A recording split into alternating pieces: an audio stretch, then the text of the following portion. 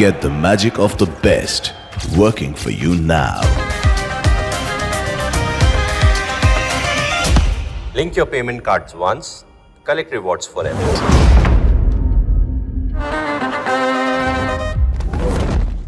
Landslide devastation in Kerala's Wayanad. Join NDTV's initiative. Donate for Kerala.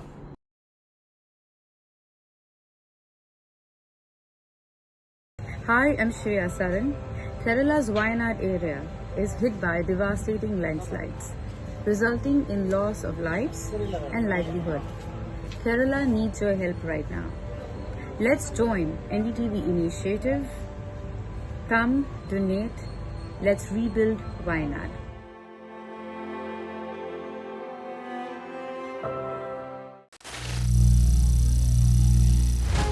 Some people say the metaverse will only be virtual. One day this lecture hall will be made of code, and driverless cars would be trapped in intersections. But even in this maze of the future, you can't wish away health. It's time to become more resilient.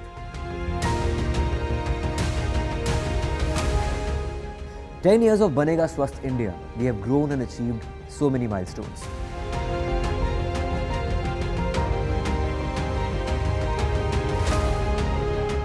And now I have a plan to beat the urgency, to stop breathing with difficulty, to relieve getting choked with inactivity.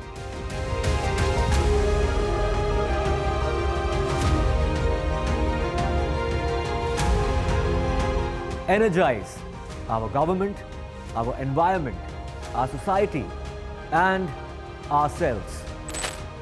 Everyone, everywhere, every day.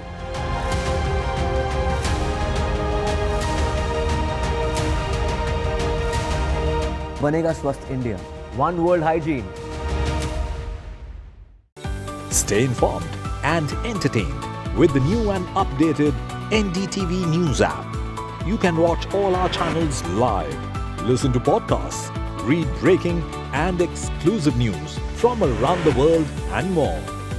Download the NDTV app today and get access to the best journalism and storytelling on your smartphone or tablet. The NDTV app. News that matters to you. Landslide devastation in Kerala's Wayanad. Join NDTV's initiative. Donate for Kerala.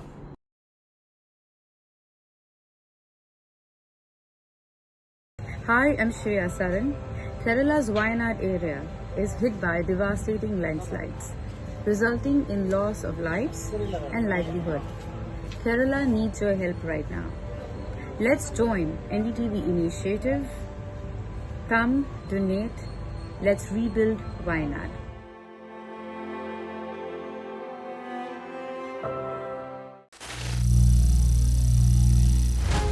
Some people say the metaverse will only be virtual.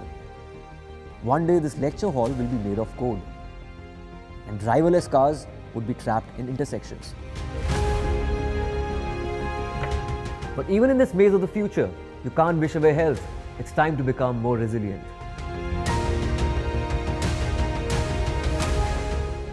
"10 years of Banega Swasth India, we have grown and achieved so many milestones.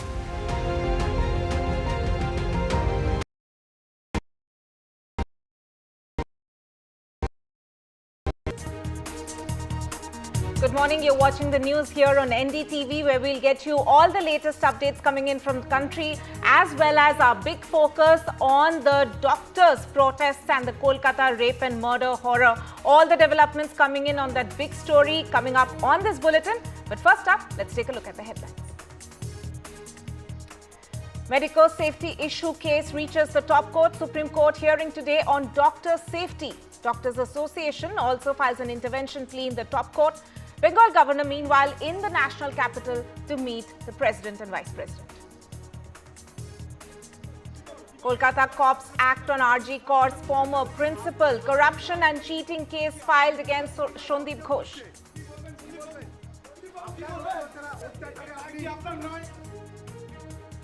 Another horrific case being reported from next to Mumbai. Two 4-year-old girls sexually assaulted in Thane. inside their school, in fact. 23-year-old male staffer of the school arrested. Parents stage massive protest.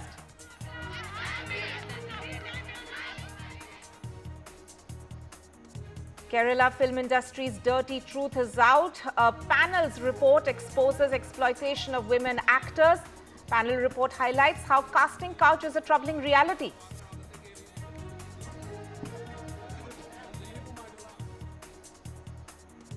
Another shocker in the Pune Porsche crash case. Family seeks to reclaim the killer car. Teen accused family approaches juvenile court. 2 more arrests in blood sample switch that was made at a Mumbai hospital.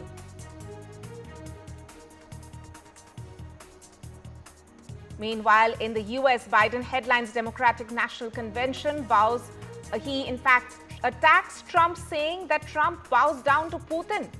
He adds that he gave his best in his tenure as the President of the United States, but adds that he's too old to stay on as the President.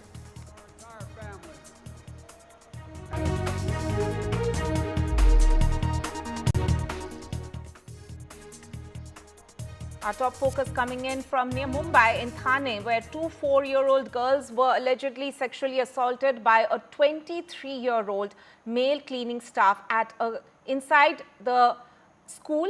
He was in fact working at the girls' washroom there, but he has now been arrested by the police following this case coming to light. An FIR has also been registered, of course, in this case. But this morning, the parents there, in fact, are staging a massive protest, talking about safety for girl students inside schools. This is, of course, an incident which took place with minors, 2 4-year-old girls who had, in fact, been victims of this predator.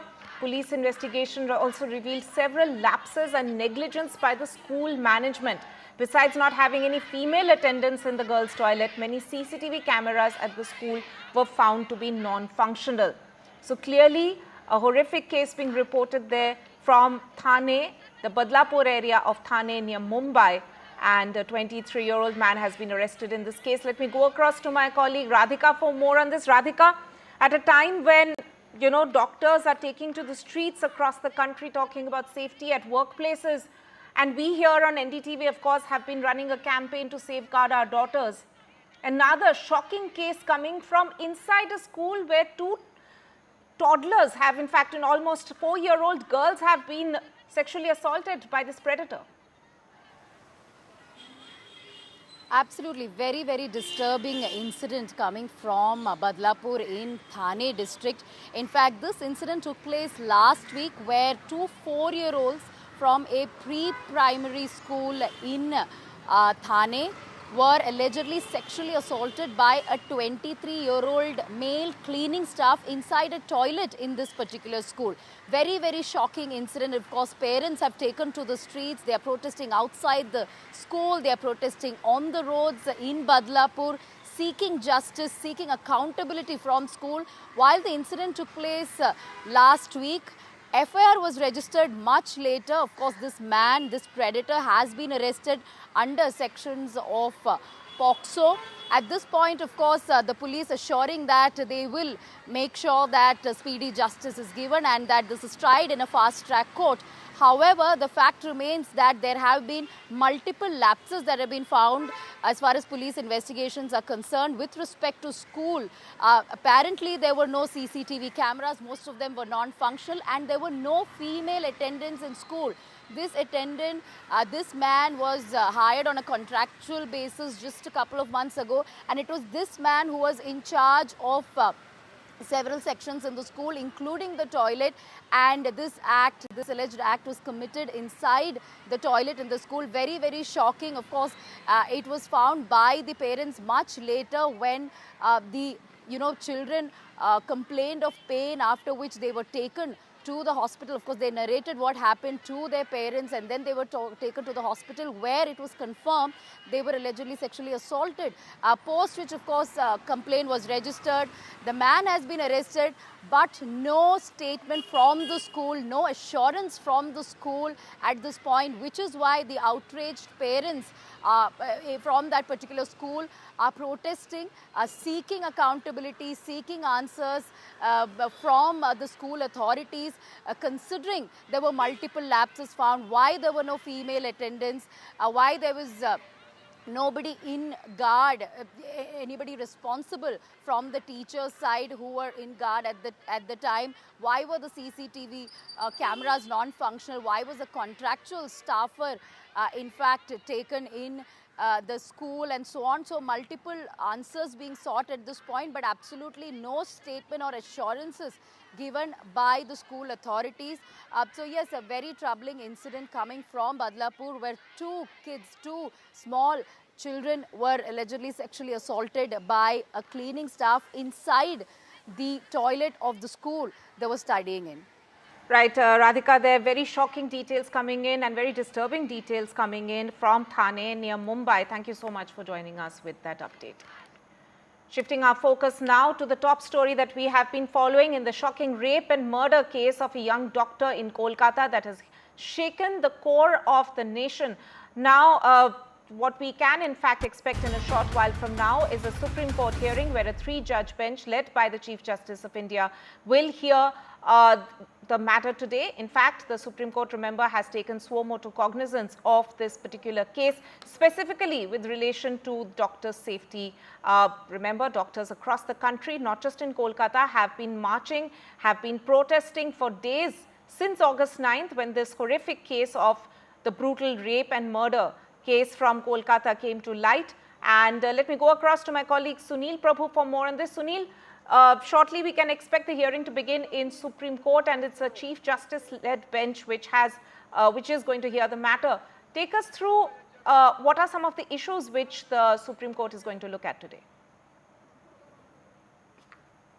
Well, I think the most important is speedy justice, to ensure that a fair, free and fair trial takes place. Most importantly, how it is conducted, all the evidences are there and collected and ensure that whatever is done on a time-bound manner, because this has been a public outcry not only in the city of Kolkata but across the country. As we've seen, people have been upset by the manner in which a lady doctor who was discharging her duties in an official workspace has been brutally murdered and raped. And it's in that context that the Supreme Court has taken suo motu. It's a rare case where they take suo motu cognizance, and it's in this backdrop we'll have to wait and see what they do in this particular manner. Right. Sunil, I believe that the FORDA, one of the Resident Doctors Association, has also filed an intervention plea. If you can tell our viewers about that also, what that plea entails. Well, I'm not getting into that. Many people who have been, putting pleas. Some, of course, of the Federation, some of doctors have put in the pleas. We'll have to wait and see whether the Supreme Court allows them to intervene in this matter. There are people like Mr. Singhvi, Mr. Sibal, who are waiting to respond to the suo motu notice, as well as the Solicitor General. So at this present juncture, there are, many petitioners who would like to implead at this present juncture to seek better, security for their workers, get central protection. But I'm not getting into that at this present juncture, because this is a suo motu cognizance, and we'll have to leave it to the Chief Justice and his bench on what exactly he wants to do. Because we have the precedent of Manipur, where they did take suo motu, but yet it's been over a year and the wounds are still to be healed. There are still incidents that continue.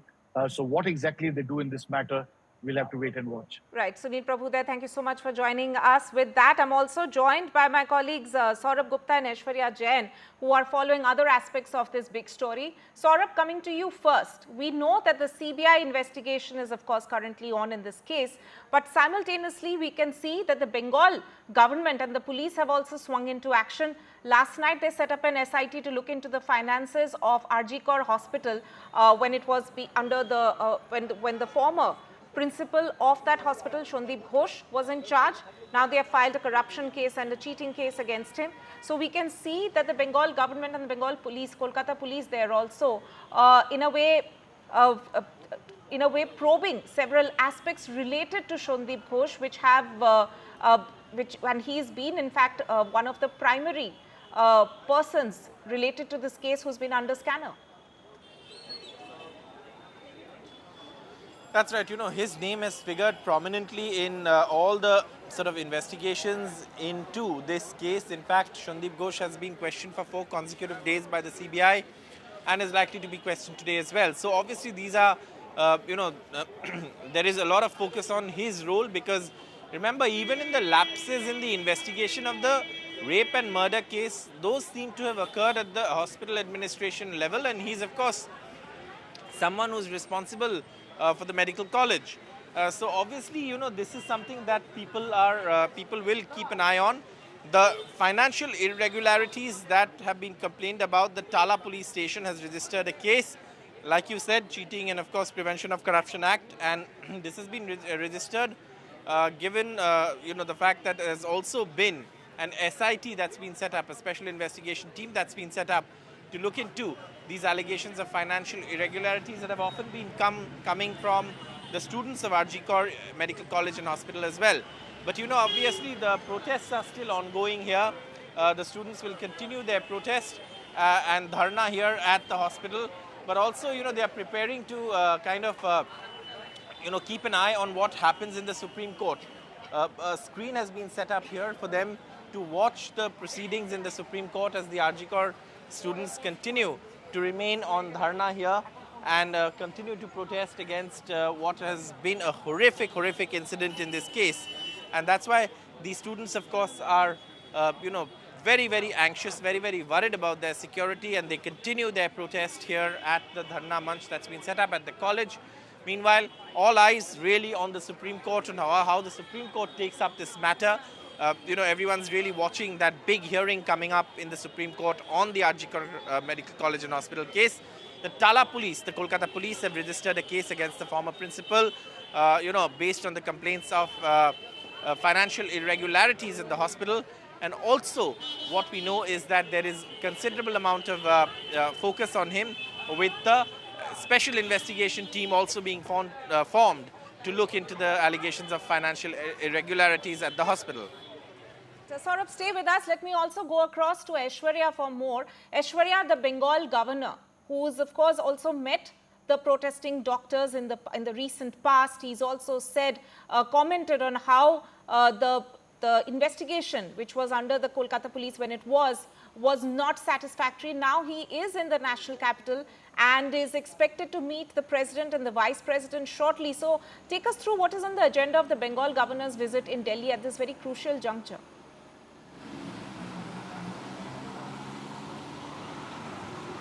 Well, amidst protests raging over the alleged death and rape of a doctor in Ajikar hospital in Kolkata, it is West Bengal governor, remember, who spoke to the protesters out there and also stated that West Bengal government has completely failed. The law and order situation is day by day deteriorating, and therefore the reason perhaps the West Bengal governor sought an appointment from the President of India, Draupadi Murmu.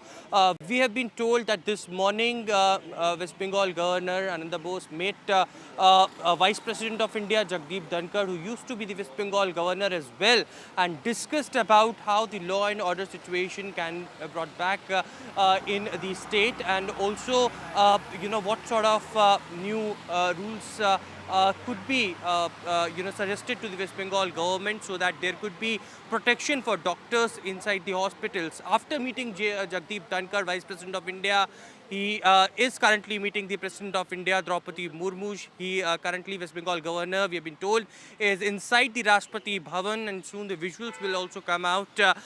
Certainly, this would also, enhance the entire prospects of what the governor can do as far as his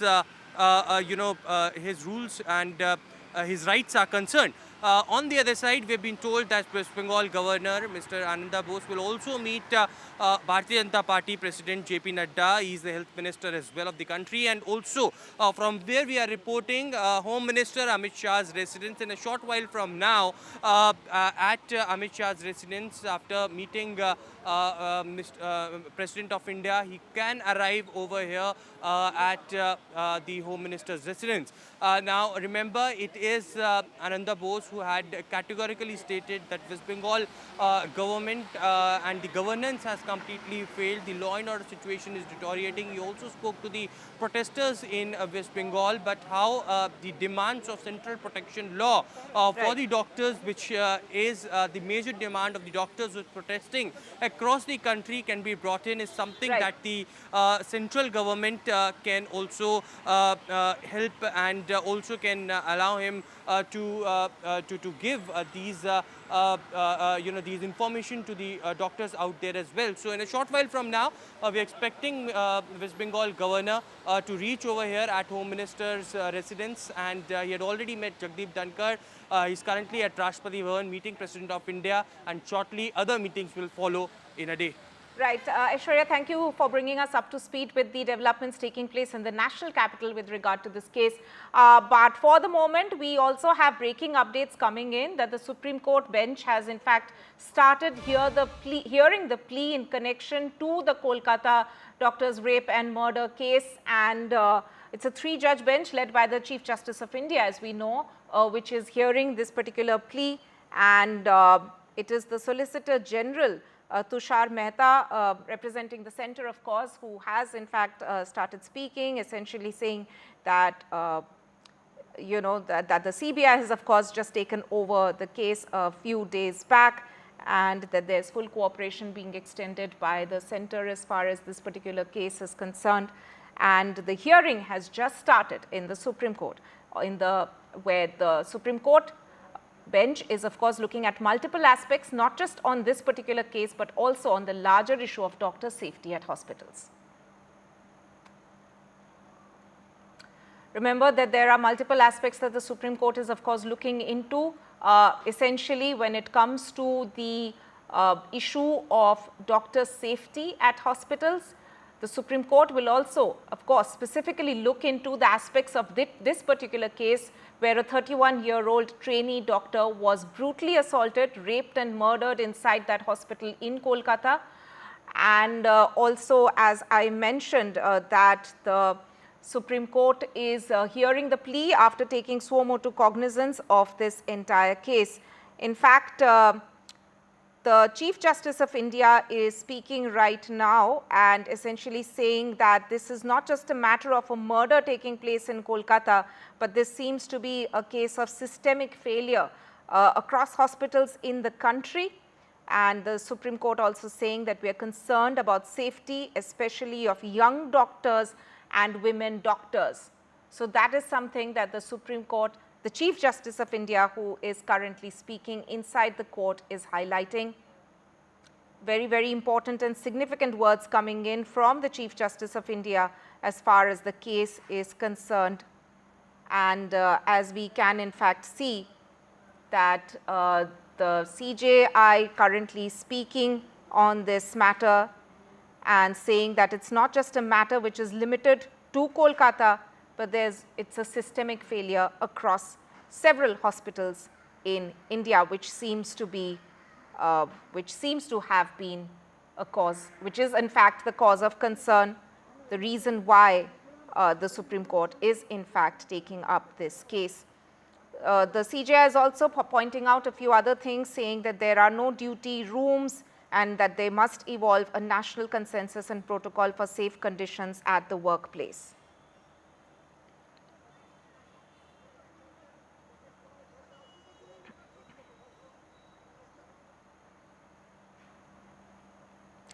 So the Chief Justice of India, of course, is looking in, started already talking about this particular case where it has taken suo motu cognizance of the Kolkata rape and murder case, and the Supreme Court hearing has just begun.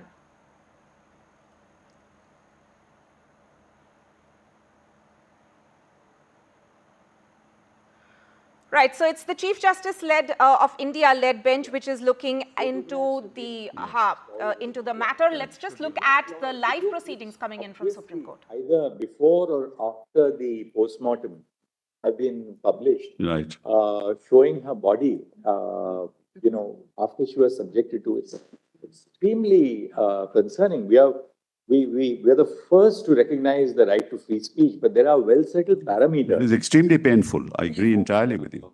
which have been laid down in now the new the new criminal procedure code by judgments of our court in Nipun Saxena, that you will not publish the names of the survivors of sexual assault. In this case, the person It's a criminal offence. We have filed 50 FIRs on that count. 50 FIRs. And it was circulated, nobody should publish. May I just inform your lordships, before the police reached, photos were taken and these were circulated. We didn't allow anything to happen. We cordoned off the area. Is this the way we provide dignity and respect terrible. the privacy Terrible. of an individual who has lost her life as a young doctor? Yes. But apart from that, Ms. Isabel, I'm happy that you are here for the state of West Bengal. Couple of quite a few aspects of the way the matter proceeded. It appears that the crime was detected in the early hours of the morning. Yes.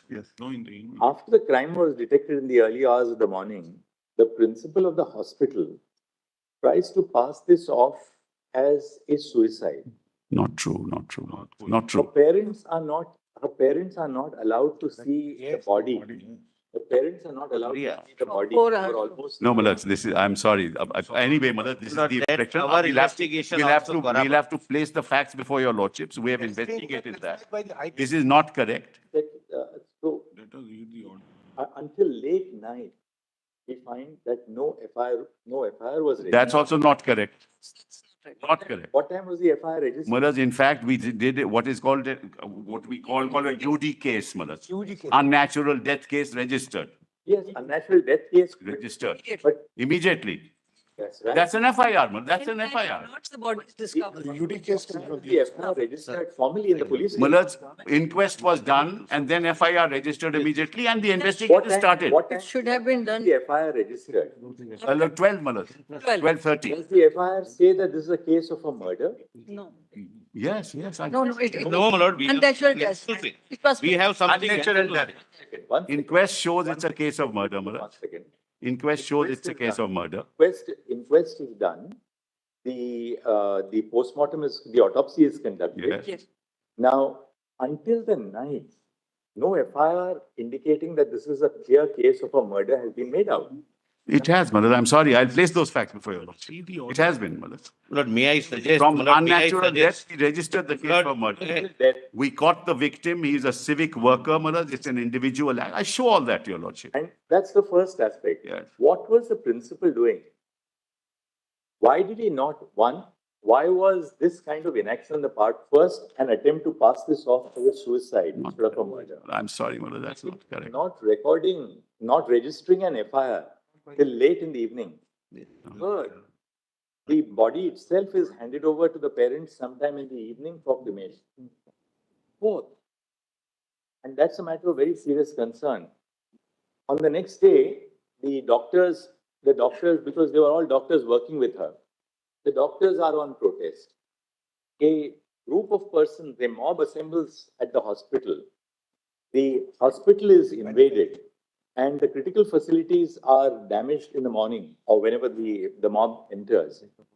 What was the police doing? Yes. Malad, we have videos for all. Malad, let me first of all state. Actually, Mr. Sivan, the police, Malad, a very serious offense has taken place. The crime scene is within the precincts of the hospital. Now, that is the first thing that the police have to do, namely to protect the crime scene. What are they doing? They allow vandals to enter the hospital. It's impossible that 7,000 people first can of all, gather without of all, the consent. Please, 1 second. allow me. Lord, 7,000 people can never gather without knowledge or consent of the police. This is not an adversarial litigation. It's not. Therefore, let us not be in denial mode. One girl has lost life by not only, my lord, a sexual pervert, he's an animal. After the principal resigns from this medical college, He sent to another he's appointed as a principal of another college. He doesn't resign. But anyway, be that as At the least, his conduct is under scrutiny, and he's appointed as a principal somewhere else. It's separate there. Lord, this is all, we have a note on all this missing. Let's not contradict each other. There's a High Court order. What is the reality? Just show it to you. Let them file the report, not. Well, just show it to you. Tomorrow. My lord. Couple of things which we would like to do. Well, let's make it very clear. Yeah. We would want the investigation has been handed over to the CBI. Bureau of Investigation. Yes, done, yes, We want CBI to file a status report before this court on Thursday. correct. We will take up the case on Thursday. We want CBI to apprise us on the status of the investigation. Correct. The investigation obviously must be at a very sensitive stage so that it's something which will be submitted to the court. For court's consumption, not allowed to make it public. It's really an investigation update Yes, status yes. report which will be given to us on Thursday. We will consider the status report on Thursday morning and see where the investigation is proceeding. Today, what we intend to do is that today we intend to pass an order. What we have done is, and three of us, that's why we were in conversation with each other. We have discussed the pros and cons. We are setting up, under the authority of this court, a national task force. The national task force will consist of a diverse segment of doctors from different parts of the country. We want them to make us recommendations in regard to the modalities to be followed across India. We're not only talking of the RG Medical College and Hospital, but modalities to be followed all over the country for ensuring safety at the workplace first and foremost, for which our young doctors, the middle level doctors, the senior doctors are all today on protest and on strike. At the same time, we would, now that we are taking charge of these proceedings, we are appointing a national task force. It's our earnest request to doctors all over the country who have struck work. There are institutions where I know appointments are taken 2 years in advance. For instance, the All India Institute of Medical Sciences. Appointments are taken 2 years in advance.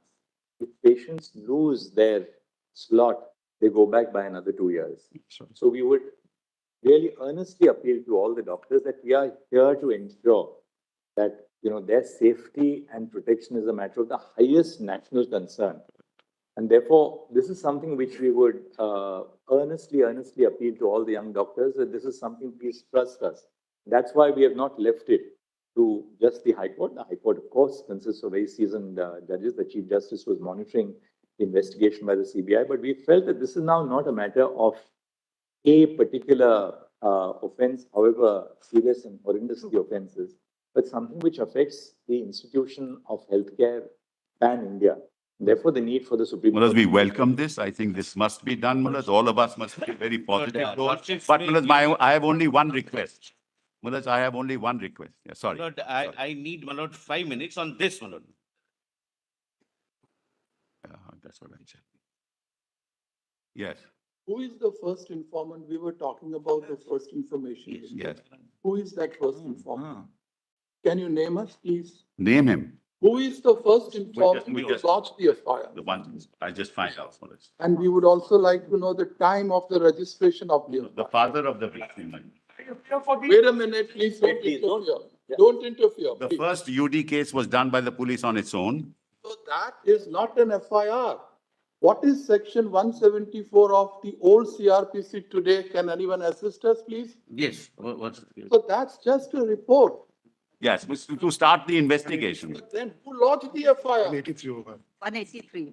First, the father of the deceased. Yes. Then the vice principal of the hospital. First, the father of the deceased and vice principal of the hospital. No, there cannot be two FIRs. No, but both complaints were sent to us. No. Both complaints sent to us. Tell us whose complaint is treated as Father of the deceased. this is registered at what time? That's 11:45 p.m. 11:45 p.m. And now Next day. Yes. The night. In the night. Now, when is the body handed over to the parents for cremation? Well, let's kindly have this Just note tell that us, I've given. what time is the body handed over to the parents for cremation? 1 second. Around 3:30. 10. No. Therefore, one thing is very clear. The body is handed over to the parents for cremation at 8:30 p.m. The FIR is registered at 11:45 p.m. 3 hours and 15 minutes after the body is handed over to the parents of remains. They refuse to file. This is the problem. We handed it over. They filed the FIR. They made the complaint at 11:45. They say, we are in shock. Please do whatever you want to do. They wanted a post-mortem. We did the post-mortem. All is videographed. Everything is videographed. The autopsy and the post-mortem take place Between 1:45 to 4 p.m. Now, between 1:45 and 4 p.m., the autopsy takes place, followed by the Malad, the autopsy took place at 6 o'clock, not at. Fair enough. That's 6. all right. We'll take it as between 1 and 4 o'clock. It doesn't take place in 1 minute. It takes Videograph. 1 second. Don't keep on interrupting. They wanted a board. We constituted a board. We are proceeding on the basis of Mr. Sibal's hypothesis that the autopsy and the post-mortem take place between 1 and 4:45 in the afternoon. Now, Lordship, there is- notwithstanding this, clearly, the autopsy would reveal that this is a case where a doctor has been murdered, where she has been murdered. Yeah. The FIR is registered at 11:45 in the night, Mr. Sibal. Yeah. And who was expected to register? Yeah. Nobody in the hospital registers the FIR. No. The father registers the. What was the principal or the vice principal? What were the authorities of the hospital doing? They wanted a board. We constituted a board. They wanted a magistrate. We got the You magistrate. don't need They realized time that for murder has registration been of committed. FIR. You don't need a medical board for registration of FIR. At the moment, Mellors, what are we considering? We are considering, Mellors, 2 or 3 things, as your lordship has put to me. Not done. How did these photographs reach the social media? No, I'll mention all this. How did these photographs reach the media? We have nothing to do with it. No, let because us we not cordoned off trivialize, Lord. everything. People there took photographs, came in, took photographs and sent it. Number 2, Mellors. Number 2, immediately, Mellors, an unnatural death case, Mellors, was started and an investigation was started. Your lordship may be right, Mellors, why did it happen? But whatever the parents were doing, we were agreeing with that. We set up a board. We asked the magistrate to come, a judicial magistrate to be present. Everything was videographed. Everything was called. Mr. Sibal, it is the Application obligation was made of the before the Sialda authorities court. of the hospital. The parents are not present in the hospital when the murder takes place. Yes. It's the obligation of the authorities of the hospital to register an FIR the moment they 2:45 realize. it was done. 2:45 done. The letter was sent. 11:45 in the night. No, 2:45 letter was sent. Assistant superintendent sent a letter at 2:45, Mellors. It is not 11:30. At 2:45 itself, we'll set out all this, Mellors. It's better we set it. What we, Lordships may give me 5 minutes, my lord, Yes. to further, my lord, to assist your lordships. My lord, first of all, Lord, let us not trivialize on this side, my lord, we are dealing with one incident, but your lordships are rightly looking at a larger picture. But we are dealing with, my lord, a young doctor, not only raped by a sexual pervert or perverts, but who was an animal-like instinct, who had an animal-like instinct, the way, my lord, the body was handled. Thereafter, my lord, I don't wish, my lord, to make this a political issue. I would request the state also not to be in a denial mode. 3 hours of the patient, parents waiting, my lord, is something we can experience if we put ourselves in that position. Now, my lord, so far as the safety is concerned, my lord, one thing I must bring to your lordship's notice. My lord, the doctors are genuinely, my lord, have a grievance. They are, my lord, they've lost one of their colleagues, my lord, globally.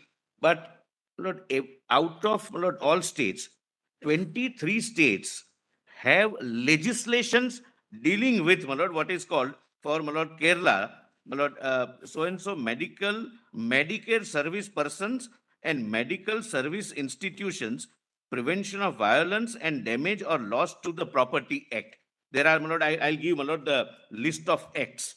My lord, this also the National Task Force, my lord, can the punishment which is provided under it's a cognizable, my lord, and 3 years. 3 years. Yes, my lord. It's cognizable, non-bailable, and punishment is 3 years.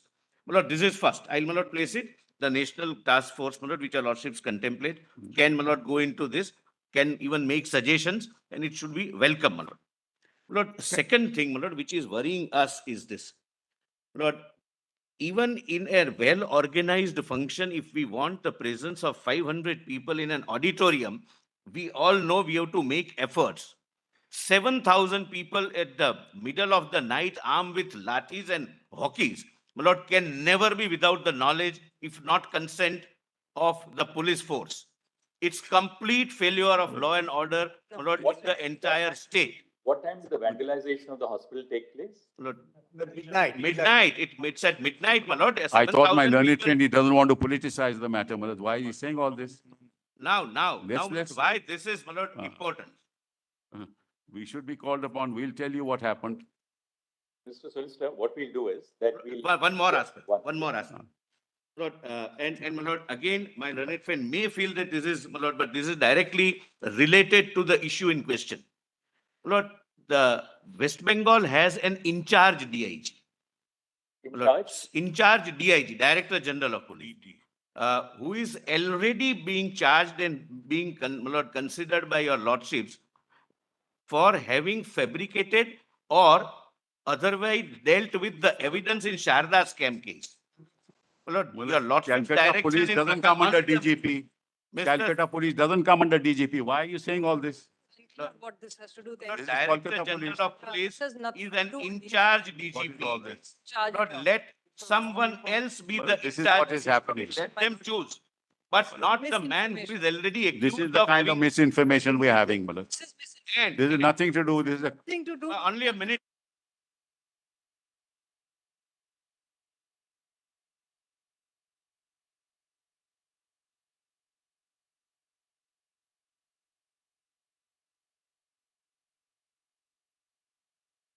Malad, I have only one small request.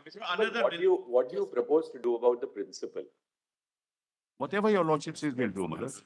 As Malad, whatever your lordship says, we will do. There's no issue. SIT is constituted.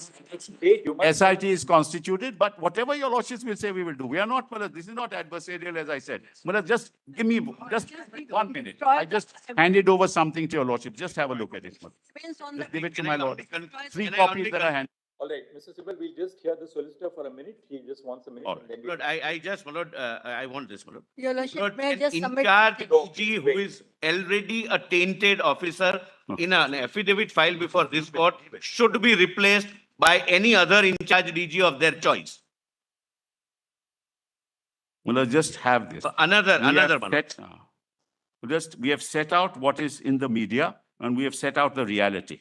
No, share it with For- all of us. We will share it, don't worry.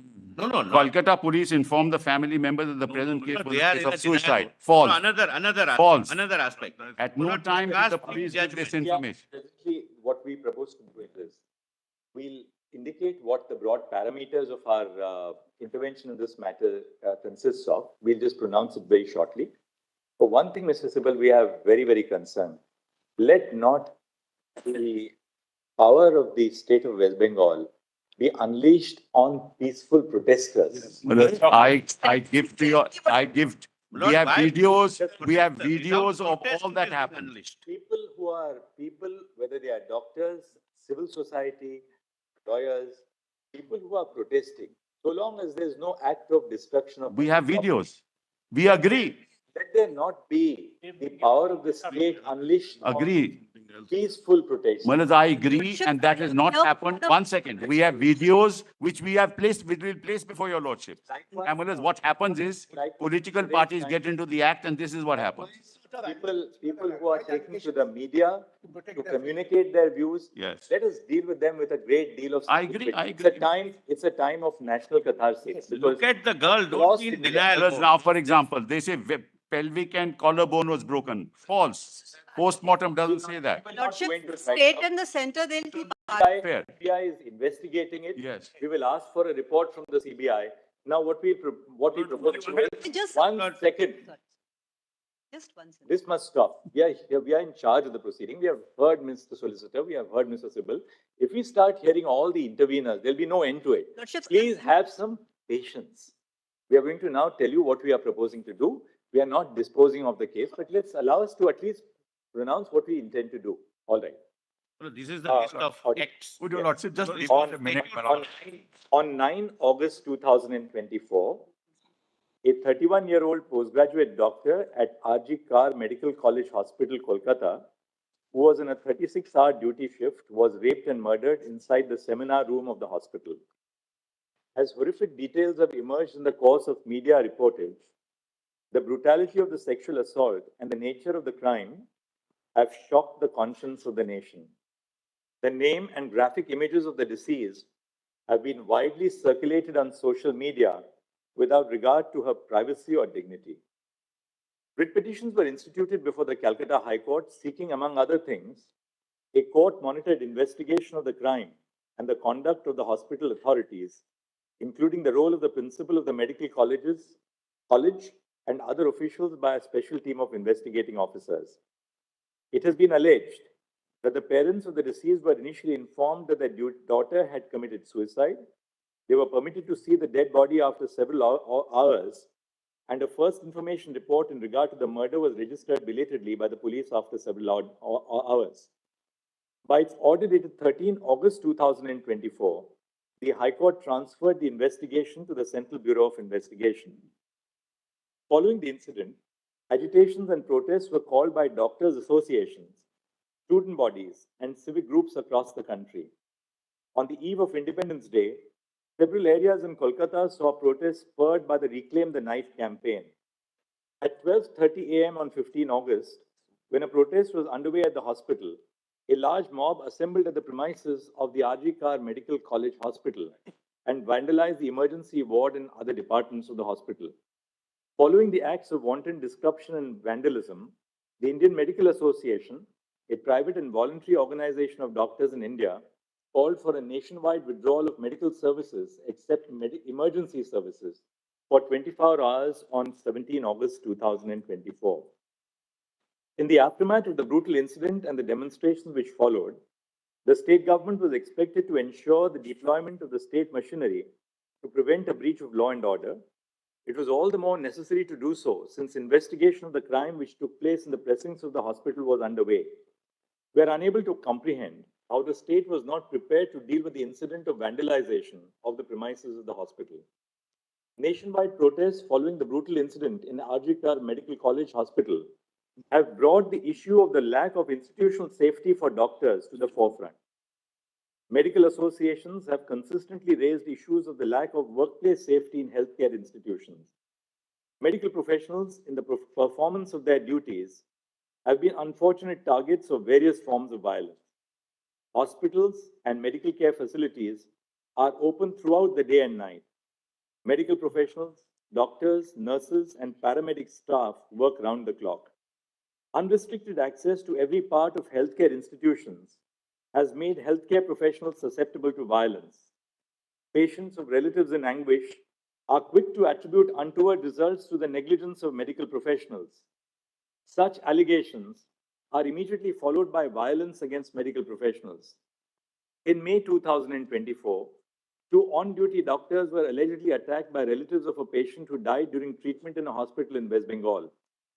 In another incident in May 2024 in Bihar, following the death of a 25-year-old pregnant patient, a nurse was allegedly pushed off the first floor of the building by the kin of the patient.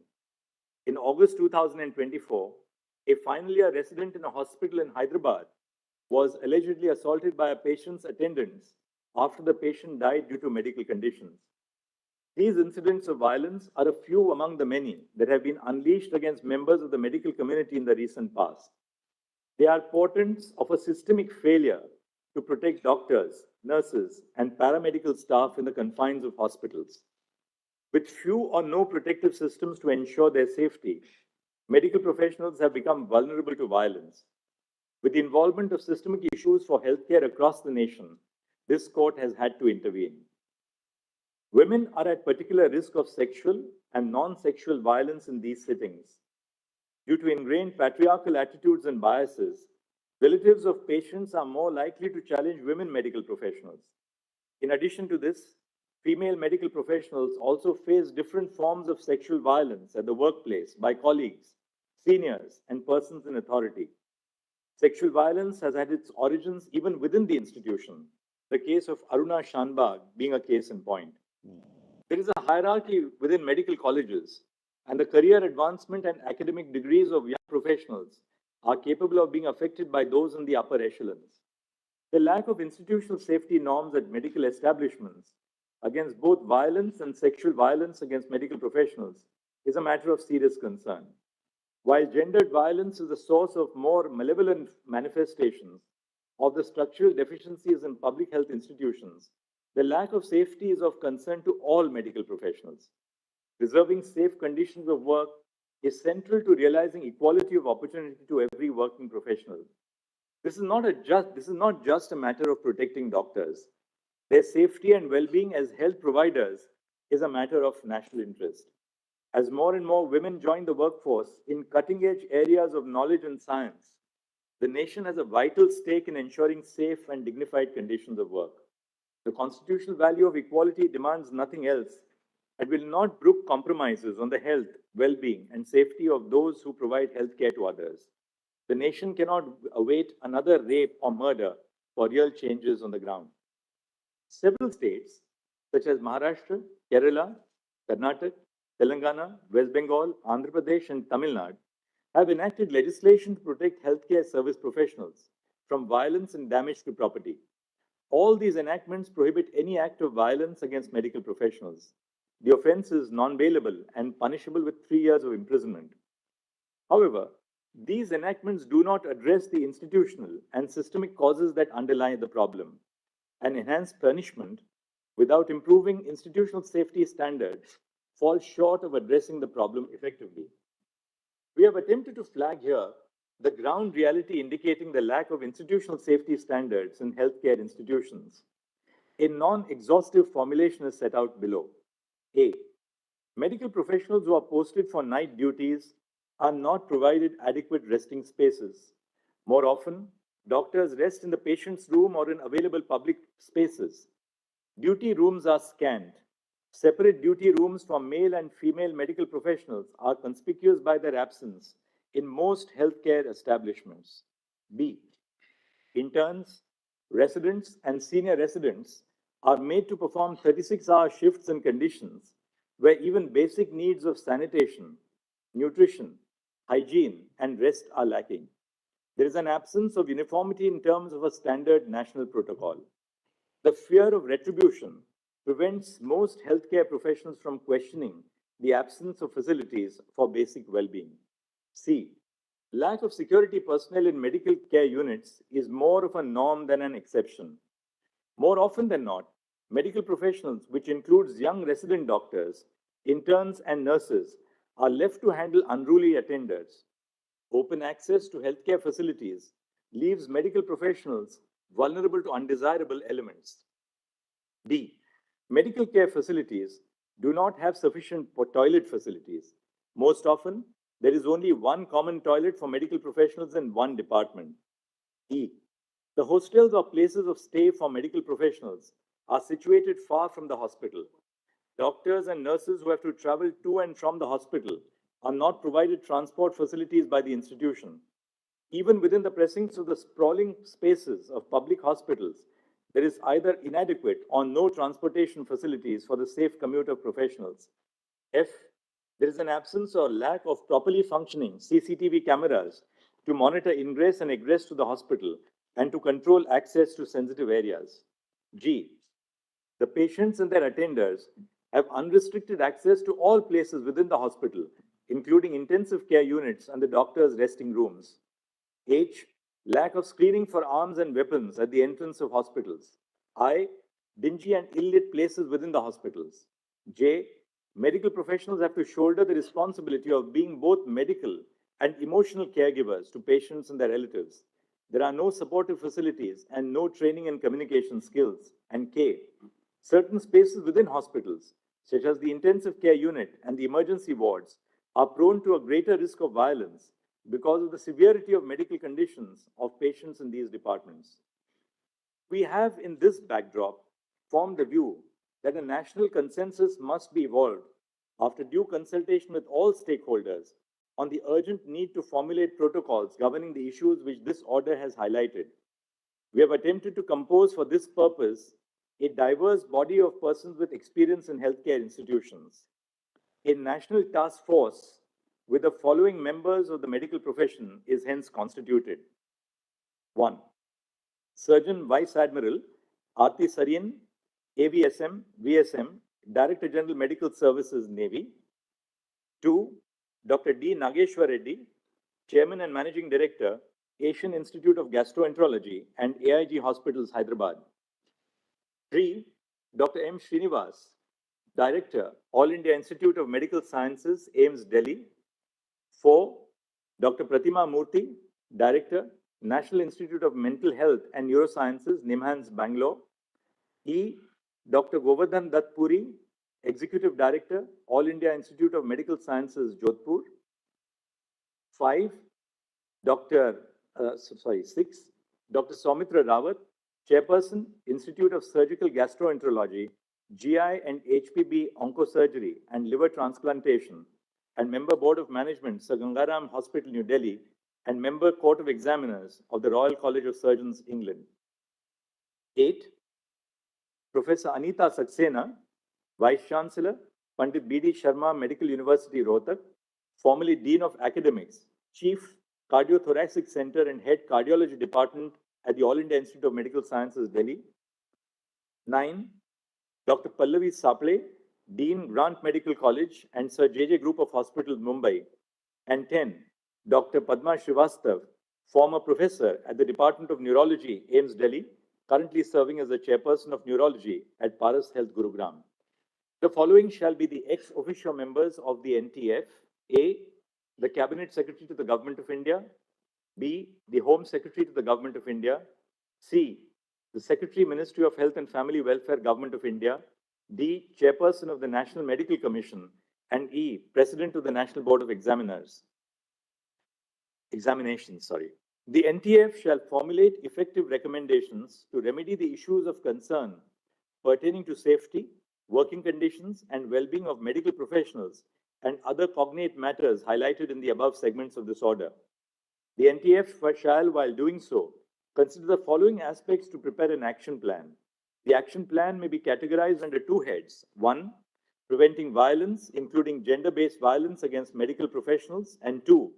Providing an enforceable national protocol for dignified and safe working conditions for interns, residents, senior residents, doctors, nurses, and all medical professionals. 1. Prevention of violence against medical professionals and providing safe working conditions. A. Ensuring due security in medical establishments. 1. Triaging departments and places within the hospital based on the degree of volatility and the possibility of violence. Areas such as emergency rooms and intensive care units are prone to a greater degree of violence and may possibly need additional security in place to deal with any untoward incident. 2. A baggage and person screening system at every entrance of the hospital to ensure that arms are not carried inside the medical establishment. 3. Preventing intoxicated persons from entering the premises of the medical establishment unless they are patients. And 4. Training security personnel employed at hospitals to manage crowds and grieving persons. B. Infrastructural development. 1. Provision of separate resting rooms and duty rooms in each department for A. Male doctors, B. Female doctors, C. Male nurses, D. Female nurses, and E. A gender-neutral common resting space. The room must be well ventilated, have sufficient bed spaces, and provide a facility for drinking water. Access to these rooms must be restricted through installation of security devices. 2. Adopting appropriate technological intervention to regulate access to critical and sensitive areas, including through the use of biometric and facial recognition. 3. Ensuring adequate lighting at all places in the hospital, and if it is a hospital attached to a medical college, all places within the campus. 4. Installation of CCTV cameras at all entrance and exit points of the hospitals and the corridors leading up to all patient rooms. And 5. If the hostels or rooms of the medical professionals are away from the hospital, provision of transport between 10 p.m. to 6 a.m. for those who wish to travel to or from their place of stay to the hospital. C. Employment of social workers trained in grief and crisis counseling at all medical establishments. D. Conducting workshops for all employees of medical establishments, including doctors, nurses, and helpers, on handling grief and crisis. E. Constitution of employees' safety committees composed of doctors, interns, residents, and nurses at every medical establishment to conduct quarterly audits on institutional safety measures. F. Including additional requirements on institutional safety measures for medical professionals as a criteria for accreditation of healthcare establishments by the National Accreditation Board for Hospitals and Healthcare Providers. And G. The possibility of establishing police posts in medical facilities commensurate with the footfall, bed strength, and facilities. 2. Prevention of sexual violence against medical professionals. A. The Sexual Harassment of Women at Workplace Prevention, Prohibition and Redressal Act 2013 applies to hospitals and nursing homes, including private healthcare providers. In terms of the provisions of the Act, an internal complaints committee must be constituted in all hospitals and nursing homes. B. The duties of an employer listed under Section 19 of the Sexual Harassment of Women at Workplace Act 2013, which includes organizing sensitization programs and providing a safe working space, must be discharged. And C. Ensuring for every medical institution a helpline number for medical professionals, which is open 24/7, and emergency distress facilities. It is clarified that the phrase medical professionals used in this judgment encompasses every medical professional, including doctors, medical students who are undergoing their compulsory rotating medical internship as a part of the MBBS course, resident doctors and senior resident doctors and nurses, including those who are nursing interns. The phrases medical establishments, hospital, medical institutions are interchangeably used. The NTF shall be at liberty to make recommendation on all aspects of the action plan highlighted above and any other aspects which the members seek to cover. They are at liberty to make additional suggestions where appropriate. The NTF shall also suggest appropriate timelines by which the recommendations could be implemented based on the existing facilities in hospitals. The NTF is required to consult all stakeholders, bearing in mind the gravity and urgency of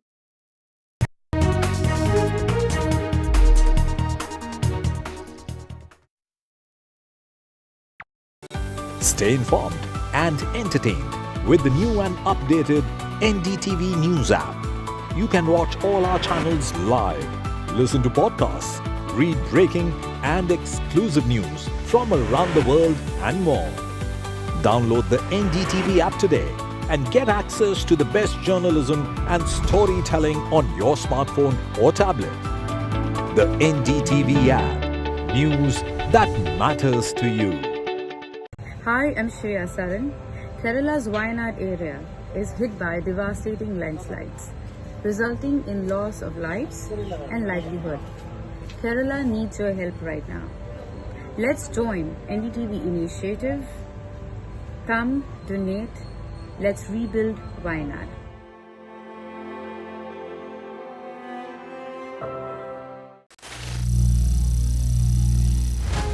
Some people say the metaverse will only be virtual.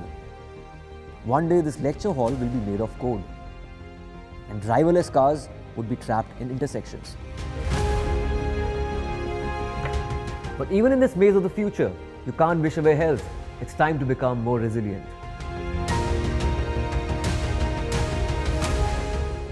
"10 years of Banega Swasth India, we have grown and achieved so many milestones.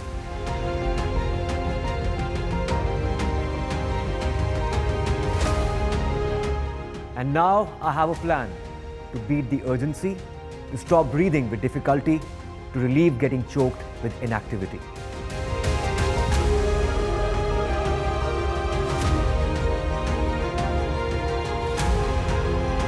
Energize our government, our environment, our society, and ourselves. Everyone, everywhere, every day.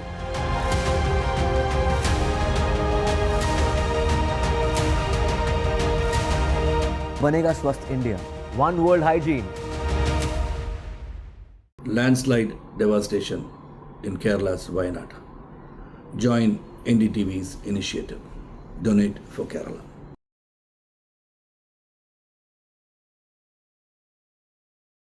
Stay informed and entertained with the new and updated NDTV News app. You can watch all our channels live, listen to podcasts, read breaking and exclusive news from around the world and more. Download the NDTV app today and get access to the best journalism and storytelling on your smartphone or tablet. The NDTV app. News that matters to you. Hi, I'm Shreya Saran. Kerala's Wayanad area is hit by devastating landslides, resulting in loss of lives and livelihood. Kerala needs your help right now. Let's join NDTV initiative. Come.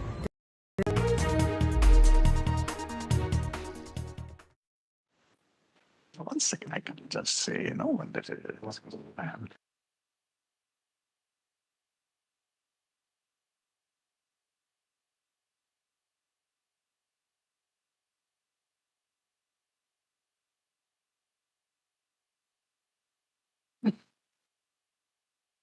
Lord, what is shared by My lord, can I just add one thing, my lord? only what is shared?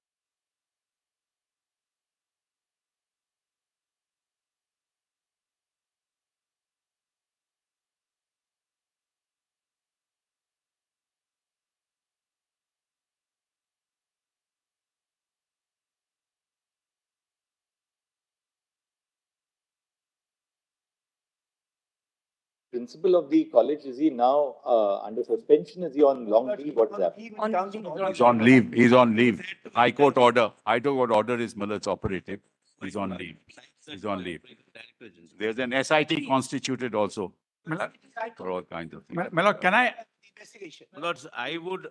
Anywhere, right? No. But can I add one That's thing? why I said, Millard, whatever your lordship says, we'll abide by it. That's not enough. Whatever is shared, My- with your lordships, Lord, the CBI must be Yeah. given. No, we will file an affidavit. But you have shared something with the One court, second. you can't have any objection. At not this point, Millard. In fact, what No, is I am happened- on that point What first. happens is, Millard, this goes to them, then the social media takes action. It'll No, there exacerbate must the be- situation. This is only to inform your lordships, Millard, that what's in the social media is not correct, and what's happening is just contrary to why what the can't you record is. share with For CBI? example, they say it's a suicide. It is not a suicide. We never said. Tainted. We will, but Mr. Sibal, there was undoubtedly an unexplained delay. I am not on media. Yes, Lord. I am not on What that. is to hide from CBI? Millard, Lord, one second. This shows we are One not second. getting I cooperation. am not on that, Millard. As I said, whatever needs to be done must be done. People must be convicted. There is no issue on that. It's just that I don't want, Millard, another kind of tirade in the social media. No, it Millard, will not be. You give it to will be, CBI. it will be. You I have know some it. to give it to CBI. One more thing. The state must ensure that those who practiced acts of vandalism and Absolutely. Yes. We have lodged 37. 37 already arrested, 50 FIRs filed. 37 already arrested. 50 FIR for one incident. It's a recipe for not investigating. You have one second. You have a copy of the, before we part to the matter for today, you have a copy of the autopsy report here? Yes. We have it. We have it. I have. We hand it over. Yes. My lord, in the meantime, can I add one Lord, thing? my lord? again request, my Lord, if your lordships have seen something your lordships have, Lord, the CBI must be given. It will remain, my Lord, confidential. But we must cross-check what is given to Lord, your lordship. This resistance shows that there is a lack of No, cooperation. obviously there is a lack of faith. My lord, your We lordship. do that on that day, Mr. Only 1 second, my lord. Day after tomorrow. Give My Lord, the entire thing. today, my Lord, they can give me today. My joint director is here. I'll give it to her. Oh, yeah. Allow. Yeah. Just allow. Yes. Yeah. Yes. Now, What is there to hide from CBI, my Lord? second. If they have given Nothing is- something related to crimes, it must be given, my Lord, to the Kindly CBI. Kindly see page 40. Kindly, Don't read it aloud, we'll just. kindly page 40.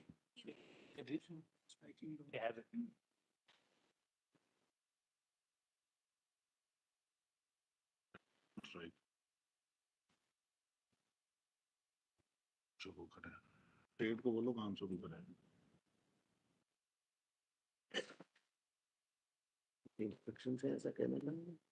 Yes, I know. पेट को बोलो काम शुरू करें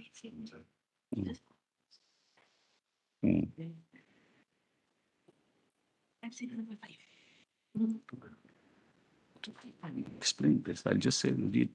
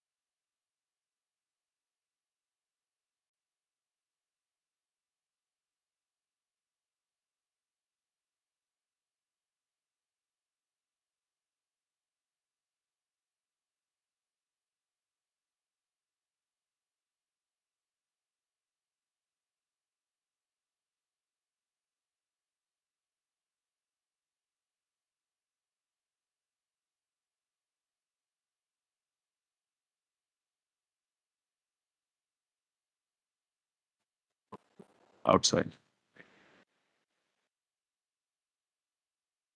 Only know, my lord, what is being shown to your lord. It's the post-mortem report, which is in the Say case that diary. I asked you 4 times. What is the?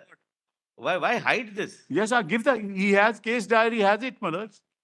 Post-mortem report is there. I don't know why I'm showing nothing else. Case diary has been handed over to Handed the over CBI. to the CBI. The entire case diary, inclusive of. Yeah, inclusive of this. There. For the safety of lady doctor. She's not a lady.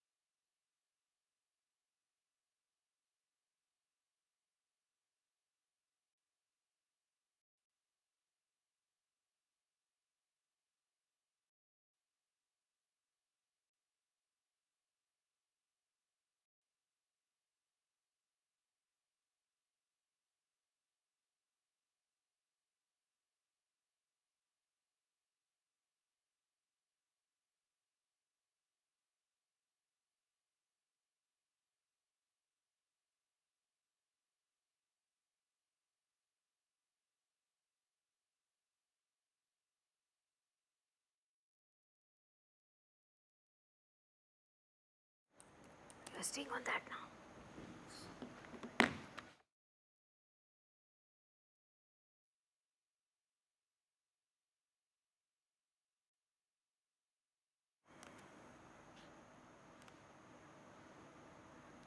The Supreme Court there taking up the case of the rape and murder of the 31-year-old trainee doctor in the Kolkata Medical College, questioning why was no FIR filed and why was there a delay of 3 hours after the body was handed over for cremation. The Chief Justice of India has also gone on to say a national task force will be set up consisting of doctors, setting out, as far as the modalities are concerned in regard to safety in hospitals, highlighting that safety is the highest concern.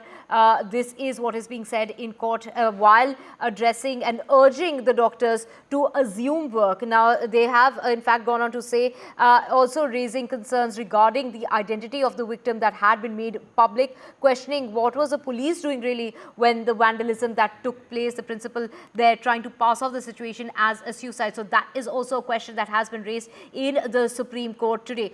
So the CBI has now been asked to file a status report, and a deadline has been given to the CBI to file that status report by Thursday. This is before the case, the hearing that is going to be coming up on the 22nd, and even the government of Bengal has been asked to submit a report. So these are the demands that are being made as far as the safety is concerned. So there are certain protocols that now need to be looked into as far as the running of a hospital is concerned. The lack of institutional safety is a big concern, and they're talking about this is not just a matter of Kolkata, but this is concerning the entire country. This is a matter of national interest. The nation cannot wait for another rape for real changes to take place on the ground, is what the Chief Justice of India has highlighted, saying that women doctors are more susceptible to sexual violence, and which is why, that safety measures need to be put into place, which is why they're setting up that national task force, which will consist of doctors, which will lay out the modalities, raising questions when it comes to restroom facilities which are not available. No transportation is being given to doctors to reach back home after long shifts. No proper functioning of CCTV cameras. So questioning as to why were there no functioning CCTV cameras when it comes to that particular hospital. hospital and across hospitals, in fact, across the country, as far as lack of screening is concerned when it comes to arms and ammunition, and also the access when it comes to the family members of patients, which is somehow available all across the hospital. So the demands that are being made now, what is going to change on the ground is there needs to be separate duty rooms for male and female doctors.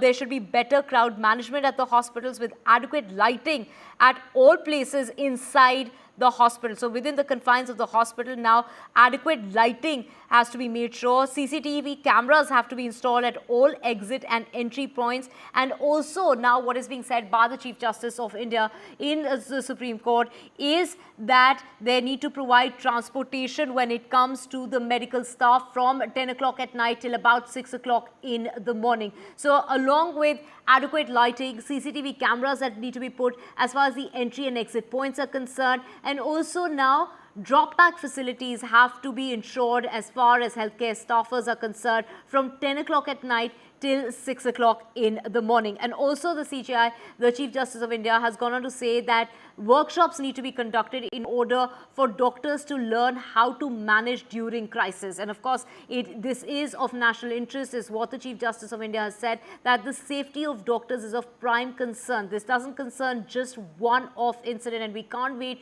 for another such incident to change things on the ground. So now, there are many questions which are being raised as far as the case is concerned.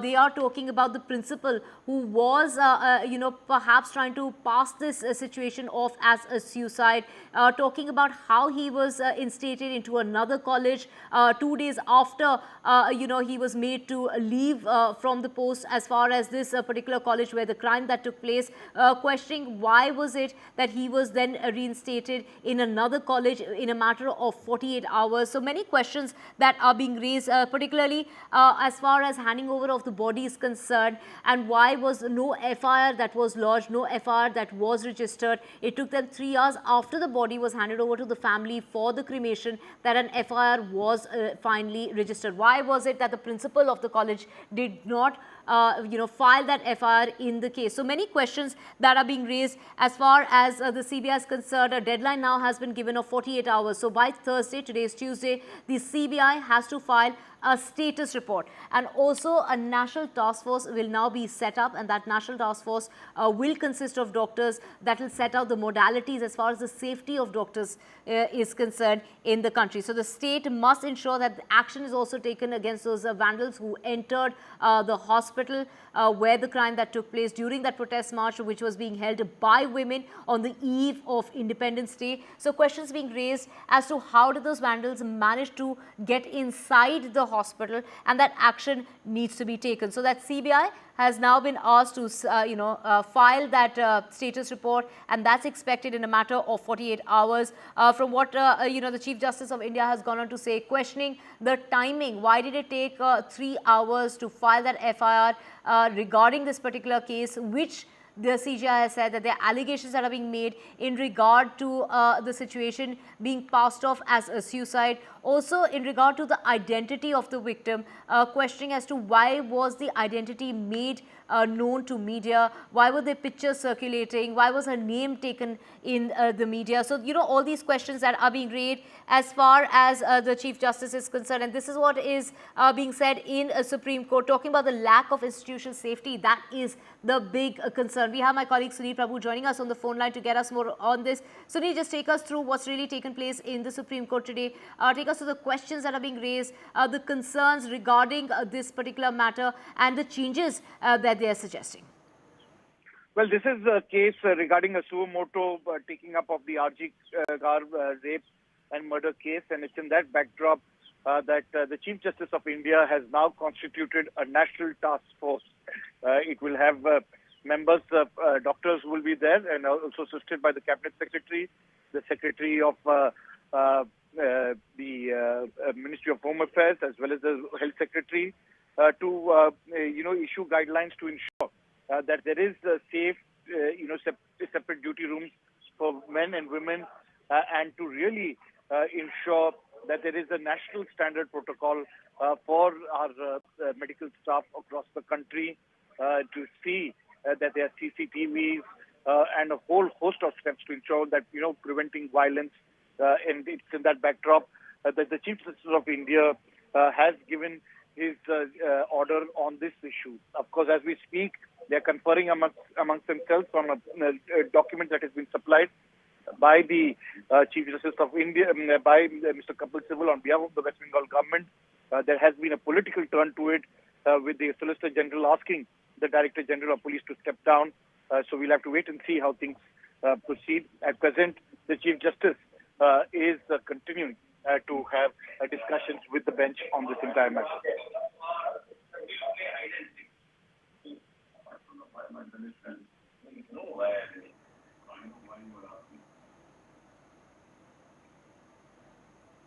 So, Sunil, of course, what has really been said in court, in the Supreme Court today, is that the systematic issues regarding the safety of doctors across India, the bench that's been headed by the Chief Justice of India. Let's just listen in to the proceedings. Yes. Yeah,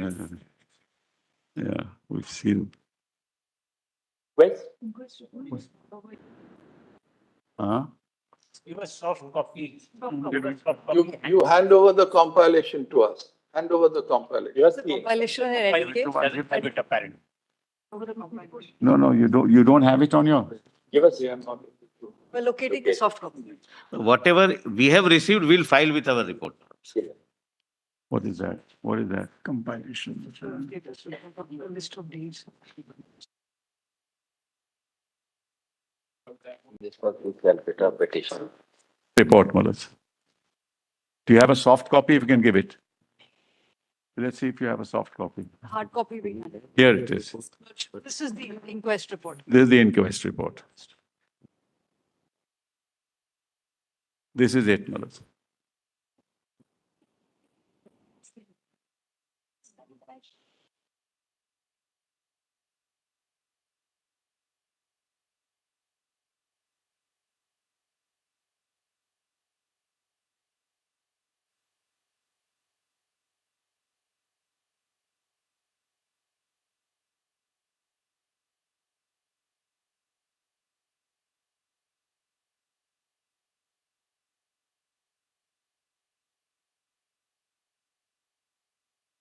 Right, so the proceedings are going on in court, and the Chief Justice of India there heading that bench, talking about how it's deeply concerning as far as the absence of safe working conditions for young doctors is concerned, especially for women. If women are not able to go to work and conditions are not safe, we are denying them equality, is what is being said in court. It's also deeply concerning that the fact that the name of the victim has been all over media and the photographs and the videos were all over the media. This is extremely concerning, is what is being said, and most young doctors putting in 36 hours. We must evolve national protocol to ensure safe working conditions. You know, the questions that are being asked in the court is, what is the principal doing? Why was the FIR not filed? Why was the body handed so late to the parents? What is the police doing? A serious offence has taken place and the crime scene is in a hospital. What is being done? Allowing vandals to enter the hospital. Those are the questions that have been raised by the Chief Justice of India. We have Aishwarya joining us to get us more on this. Aishwarya, a national task force is going to be set up consisting of doctors.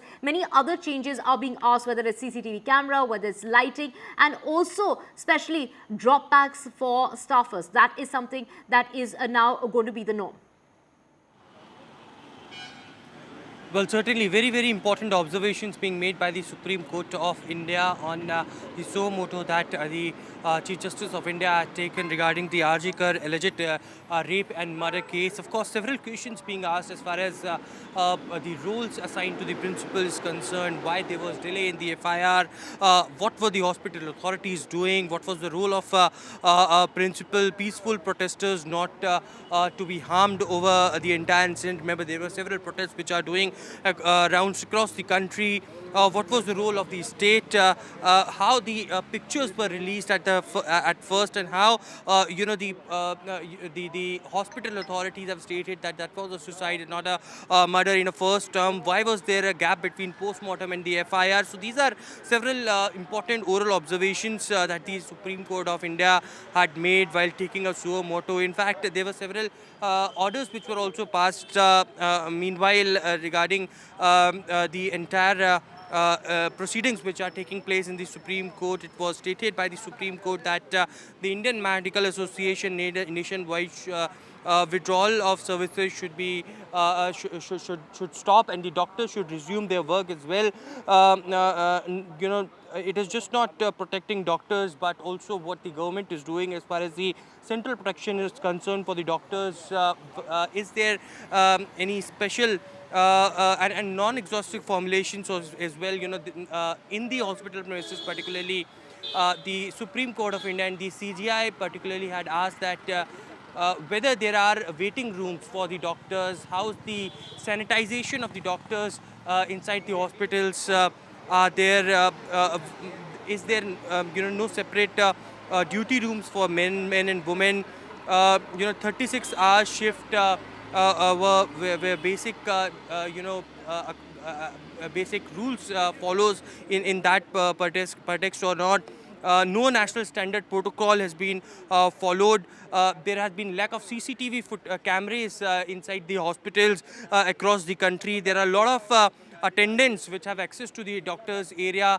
The family members of the patients usually arrive in large numbers at the hospitals that create chaos inside the hospital. So, the norm should be maintained. Therefore, the reason perhaps national consensus is necessary. The Supreme Court of India also stated that the National Task Force, which will include the medical members and ex-officio members, will be inside that, will be constituted with the National Task Force. And apart from it, it would be also the Supreme Court of India who stated that the CBI will give the status report on 22nd of August as to what investigation has taken place. Remember, the entire case has been handed over to the Central Bureau of Investigation, and the case diary has also been handed over to them, and they are questioning and investigating into what led to the delay in the post-mortem, whether the questions that were raised, that whether this was a gang rape or more people were involved. Pertaining to that as well, the CBI had to file that status report. West Bengal government to also file status report on vandalism that has taken place in the last few days. But importantly, it was also stated as far as the hospital premises are concerned, the CGI had given an oral observation as far as the security of professional of the doctors professionals are concerned. That should be adequate in numbers, and the Supreme Court also stated that there should be workshops on handling grief and crisis. There should be transport facilities which should be given to the female doctors, especially who are doing overnight duties as well, and also there should be adequate security. There should be baggage evening, lunch, canteen. Each and every part had been thoroughly mentioned in these observations as far as the work culture of doctors inside the hospital are concerned. Remember, this hearing which is currently underway in the Supreme Court is being video streamed at different hospitals across the country where doctors are protesting. Big screens had been placed, and therefore the reason all eyes are on the CGI and the Supreme Court of India. They have stated that they will pass an order, an interim order today only, and had requested the doctors to go back and resume their work in the hospitals. But very important hearing currently underway in the Supreme Court. Right, urging doctors to resume work, Aishwarya, but also at the same time highlighting the challenges that are being faced by the medical fraternity across the country. And to get more on this, we have with us Saurabh Gupta and Sunil Prabhu joining us. Saurabh, over to you. The West Bengal government was expected to maintain law and order. That is what has been said in court today. And, in order to also what is being said is that they needed to protect the crime scene, but they haven't been able to do so. And that is the question that is being raised by the Supreme Court regarding the government of West Bengal. Well, yes, there's a little bit of a technical difference here. One is, of course, the crime scene, which is on the 3rd floor, which is intact. But, of course, the police were completely unable to control the mob and protect the building in which the crime took place. The emergency ward was completely demolished, vandalized by a mob. But very, very strong questions for the West Bengal government. And this is one question that we've been raising from day one. One is, of course, concerning the principal.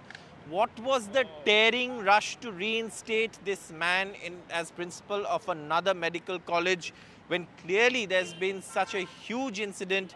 And of course, he's moved aside, or he's resigned, or whatever. If he did not resign, But what was a tearing hurry to reinstate him as the principal of another medical college? This move of the state government clearly Saurabh, inexplicable. just hold that thought. and, We also have with us Sunil Prabhu, who's joining us from right outside the Supreme Court. Sunil, the court has gone on to say that the nation cannot wait for another rape for things to change on the ground. What are the changes that are now going to be implemented? Well, as we've been reporting, a national task force has been constituted. So please take that as it's been done. They will have to submit a report. They will have to look at the various findings of the High Court from the various, hospitals, the number of people that are there. Basically, I think the Chief Justice of India is setting the stage for what he says safety protocols for health workers, be it doctors, be it nursing staff, men and women, gender neutral. Those provisions will be made. CCTVs will be made. Workshops will be taken, basically to ensure a sensitization of the entire country towards our health workers. More importantly, to ensure, and he's making that message loud and clear, that there's safe places. It's just not RG Kar.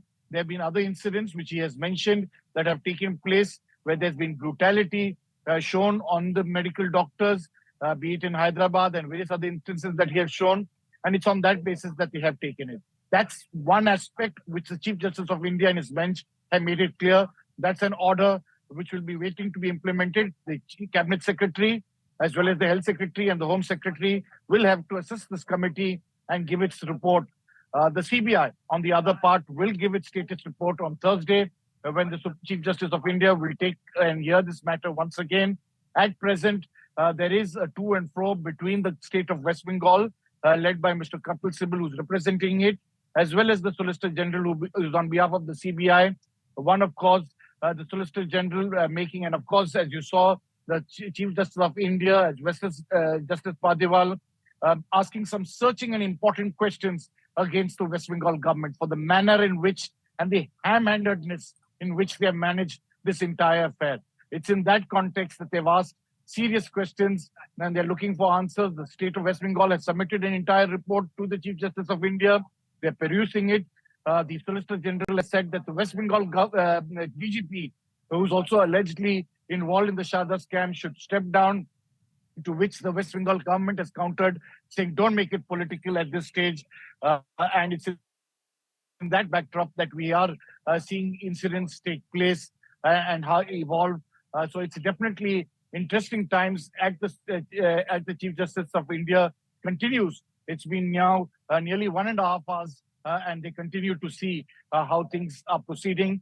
And definitely, we'll wait to see what the Chief Justice of India, as well as his bench, after perusing the West Bengal submission, what they decide. There was a demand by the CBI to get the records. No less than the West Bengal government councils saying that the entire case file, the inquest, all have been sent and have been submitted to the Chief Justice of India. Right, Sunil, some of the questions that were being asked regarding the FIR, why was that not filed in time? Why did it take 3 hours after the body was handed over for the cremation? Also in regard to the police's handling of the case. Let's just first listen into what's happening in court at the moment. What had happened was that he, along with one Mr. Bhatta, very interesting, Mulas, was talking up. Whenever your lordship finds CBI... Malad, I just need 10 seconds. Saurabh Bhattacharya, he was, let me just explain. What? Yeah, it's a case diary, you have it all. Only 10 seconds, Malad. Just allow me. Lord, what had happened? Same comprehensive which your lordships are perfectly framed. This deliberation and this exercise took place between 2016 to 2018 for preparing some protocol and some law. My lord, it resulted into framing of a legislation in 2019. Draft legislation is with me, with the central government forming a committee with IMA and other stakeholders. They gave a report. Report resulted into a draft legislation on violence against, my lord, medical practitioners and medical establishment. It is pending. IMA, my lord, represents the entire community of doctors. So if your lordships consider it appropriate they can contribute in the participation of the committee, my lord. Mr. Mahendra Singh, we have already said that they will consult all stakeholders. Correct, that's We have, what your lordship said. and we have specifically referred to IMA. May I just add, my lord, I just just want to saying, lord, that this particular exercise, to whatever it's worth, my lord, is placed there. My lord, And if your lordship could consider, my lord, lord, they can also in two nominees, lord, to work with them. That's all. I'm not saying anything more. You can write to the Secretary Ministry of very Health well. and Family Welfare, so that I the will. committee will consult IMA. We have in fact referred to the role of IMA. Very My well. lord, I'll in do it, addition to what great. Mr. Manendra Singh has said, my lord, then can I just add, my lord? My lords have said, my lord, there are 3 legislations we have tabulated, my lord. No, we have not said 3 or lord, 23 legislations. I'm sorry. We have said several states, Yes, that's what including. your lordship has said. My lord, we have tabulated 23, but none of them has preventive measures. My lord, there is 2 more. Ansariya, that's not inconsistent with what we have said. No, we have said several states, including. My lord, only two more suggestions, my lord, if your lordship consider it appropriate to include, my lord. One is institutional FIR, my lord, must be lodged within the 2 hours of a cognizable offence happening within the incident. One, my lord. Second, my lord, if your lordship kindly permit me, a distress call system, my lord, may be available. We have already referred to that. It is to the We women. have specifically referred to it. My lord is already ready. Can I just? Your lordship, we are for the women doctors, young doctors, your lordship. What we request, your lordship, if we can have a software mechanism system where a distress call alert can be linkage with the police station. This can be near- suggestions nearby. for the And task secondly, force. your lordship, if we can you're have a absolutely right. proper functioning of CCTV cameras inside. We the have done this. file. Right. In fact, we have flagged these very issues. Yes. We've done a mobile app, we've done a, The protesters need to be protected. Your lordship's order. This one second. You haven't filed a PIL this time? Every week from you. A list on 22. We expect that the government of West Bengal shall observe necessary restraint in the face of peaceful protests conducted by any quarter of civil society bearing on the issues which form the subject matter of the incident which took place in Kolkata. To stop. The necessary, it shall be ensured that the power of the state is not unleashed either against persons using legitimate means to express their opinions or to participate. yes, no doubt, my lord. Except that The doctors' protest must be banned, my lord. They leave the OTP and all treatment and they get the. Since this court is seized of the matter pertaining to the safety and well-being of all medical professionals at their workplaces as an issue involving high national priority, we would request all the doctors who are abstaining from work across the country to resume work at the earliest. Lordships, may I comment with your lordships? Please. The earliest. We'll stop. Above all, the abstention from work of doctors affects those segments of society who need medical care, the most from accessing health-related services. We'll stop. The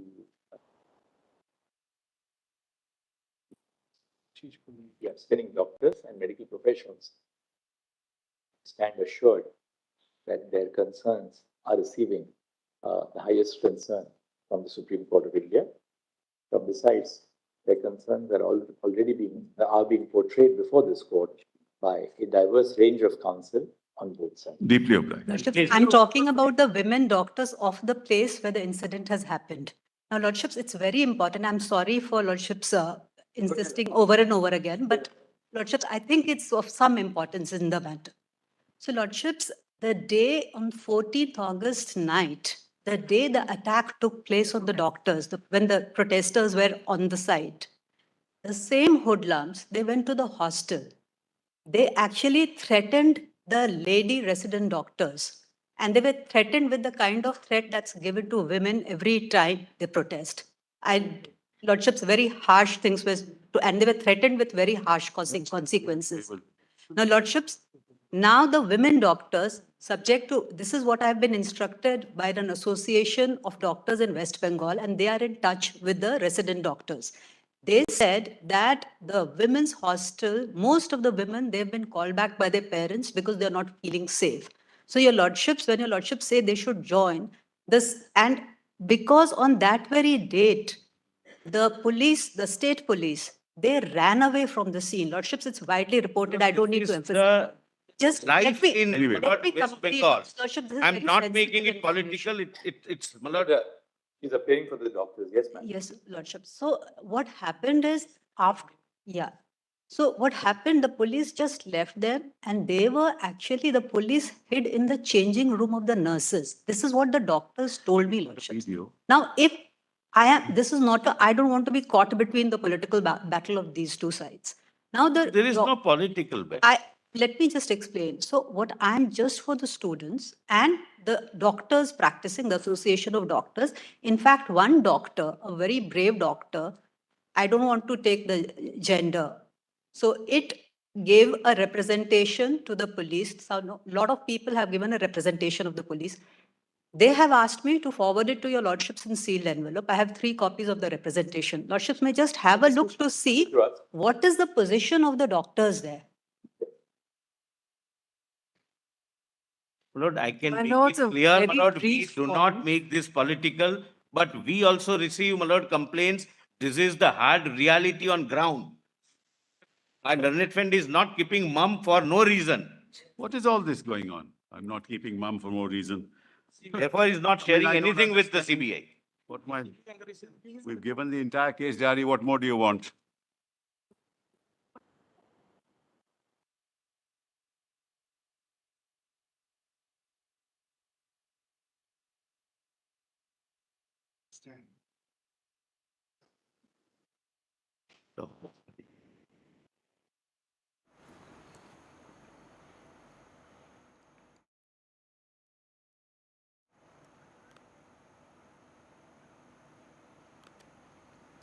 Right, and to get more on this, we have Ava Singh, senior advocate, joining us on the broadcast. Ma'am, thank you for speaking to us on NDTV.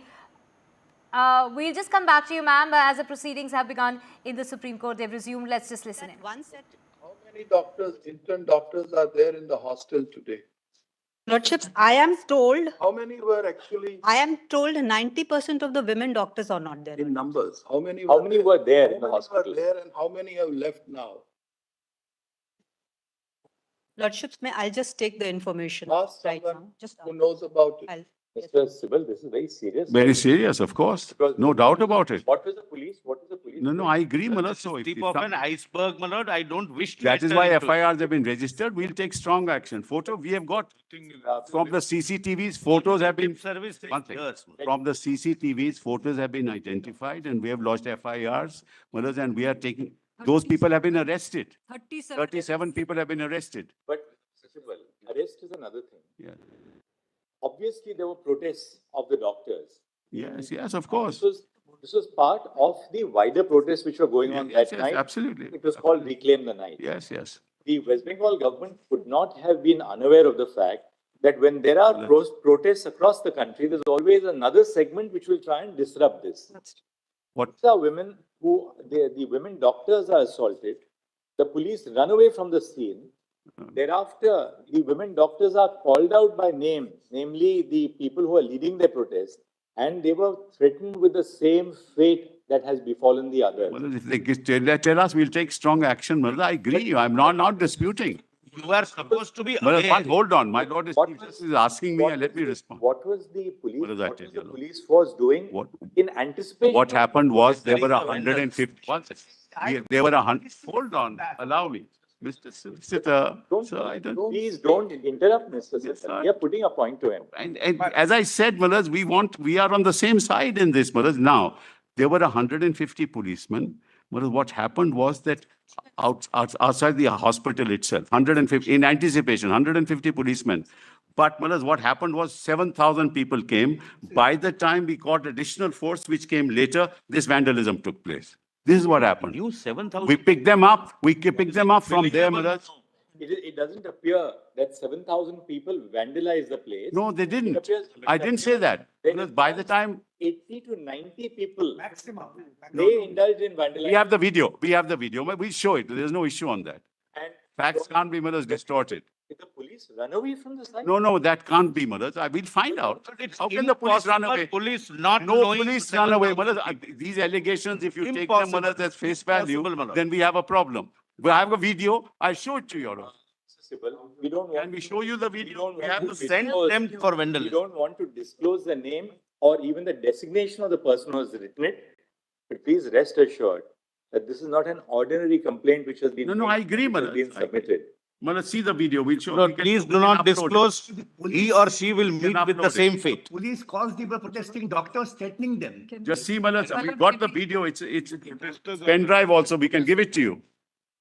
There's a pen drive. We can give you the pen drive. Mr. Sibal, this email was sent on 19th of August by this particular doctor to the Just give it. ID of the Kolkata police Lordships, it's been sent at 22 hours. Yesterday, Malas. But tell us one thing. What is the police doing? Malas, it was sent yesterday. We are taking action. We have taken action. See How the do you video, know Malas. which Just see the doctor, video. which mail, how do you know that it is yesterday? See the video, Malas. It's better. 150 police officers were camping outside. Kindly see the video, Malas. Mr. Sibal, Malas, I'm not here to defend anybody. Please rest assured, Malas. look at it from a different angle. Yes. You made a fervent appeal to these doctors. Yes. Please join your duty. Correct. The marginalized section of the society is suffering. Absolutely. They can't afford to go to. I agree entirely.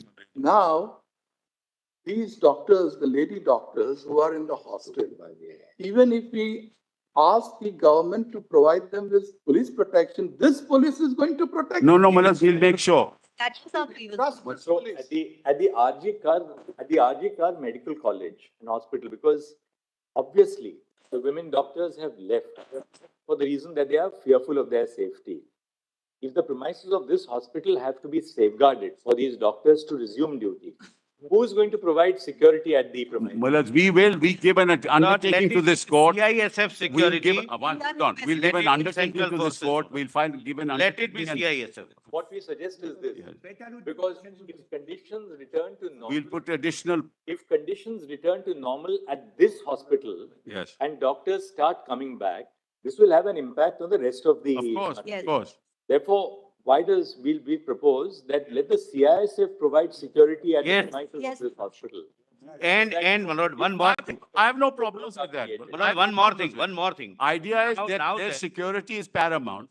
So please, if your lordship My wants. lord, now one more, my lord, I am inviting this order. And these are the proceedings going on in the Supreme Court in order to maintain as far as the law and order situation is concerned, and also to get the workforce as far as doctors are concerned back into the fold is what is being urged by that bench of lawyers there, the bench of judges there, asking for doctors to resume work while trying to ensure safety and security measures are now going to be put in place. We have with us Abha Singh, the lawyer joining us, as well as Khushbu Jain, advocate of the Supreme Court joining us. Abha Singh, ma'am, over to you first. Let's just talk about the kind of suggestions that are being made, whether it's in regard to the lighting being improved, CCTV camera footage that should be increased as far as the exit and entry points are concerned, and other such measures. Are these measures really enough, or don't we need stricter rules and punishment to come into play so that women start to feel more safe when it comes to workspaces? Absolutely. In fact, the Supreme Court has said also that Sexual Harassment at Workplace Act also says that workplace should be safe. And I was listening to how the Supreme Court was handling the matter, and it is shocking that 70-80 people were the hooligans who vandalized the protest, who broke the hospital. And when the Supreme Court is requesting the lady doctors that please go back and join because there are patients who are suffering, I think if adequate security is provided, the doctors can go and help the OPD patients, because ultimately it's a very noble profession and it believes in taking care of the sick. But Before that, security has to be put in place. Supreme Court has rightly said that CCTV cameras and there should be everywhere, and also there should be security guards adequate. And number 3 is that no unknown person should be allowed to enter. And something which I find even very good is that patients should be there. Even the family of patients, till one point should be allowed. But then in that case, if there are female patients, then there has to be adequate women security to take care, because of on and off we keep hearing sexual violation of in-house female patients or whatever. So these things also need to be looked into. Right, drop-back facilities from 10 o'clock at night to 6 o'clock in the morning.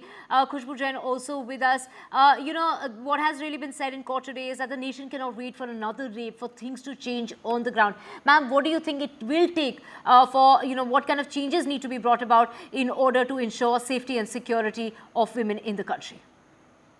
See, if you look into the same aspect, what Supreme Court is asking is they'll let there be a committee and let that committee submit its report and have a foolproof plan. And that plan should be having an aspect of the sub-subjects such as, is there any need for additional security in the emergency room areas, baggage screening when required when it comes to any kind of weapon enter into the premises. If a person is not a patient, then should not be allowed beyond a certain limit. Security control when it comes to crowd.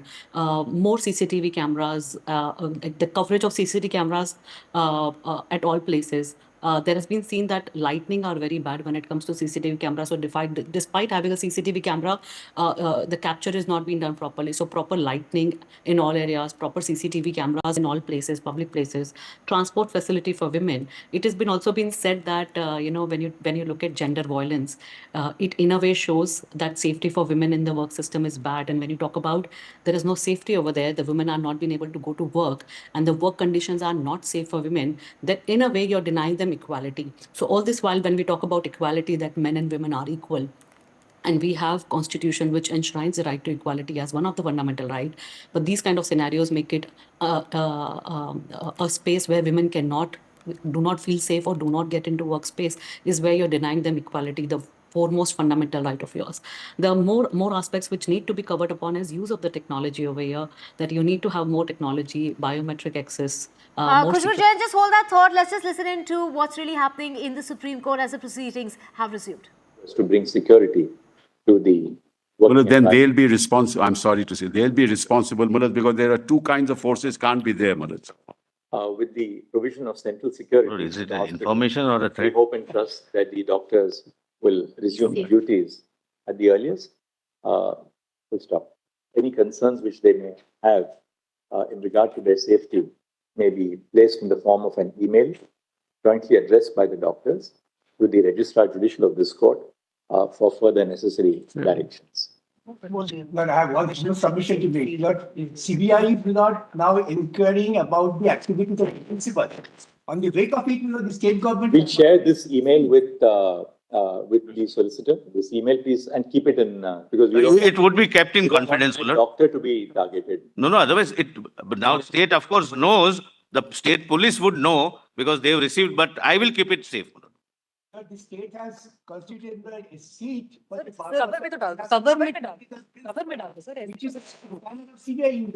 Lordships, we have assured the doctor. Sorry. Yes, here is the matter that we'll deal with on. We have assured the doctor Mr. the name will not. Look at the solicitor. Please look at the designation of that person who has submitted. Just look at the designation of the. I will. Right now, I'm not, my lord, seeing that. Yes. Take it up on Thursday morning now. No problem. To file and sealed cover, whatever we have. All the petitions. Do that on Thursday. If there's some concern, please come back to us. We'll assure the doctors all over the country that whatever concern they have, please place it before us. We are most grateful. Counsel by here. We'll assuage your grievances to the extent that we can. I'm sure this is a complete non-adversarial procedure. Absolutely non-adversarial. We are grateful your lordships have taken.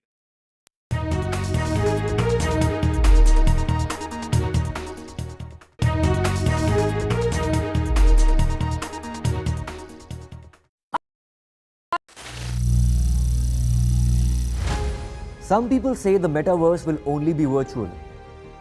One day this lecture hall will be made of code, and driverless cars would be trapped in intersections. But even in this maze of the future, you can't wish away health. It's time to become more resilient.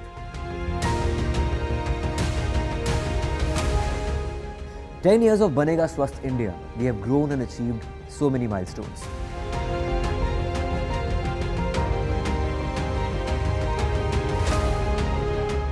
And now I have a plan to beat the urgency, to stop breathing with difficulty, to relieve getting choked with inactivity.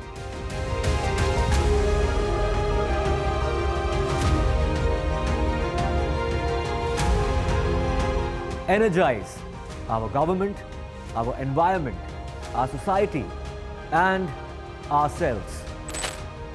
Everyone, everywhere, every day.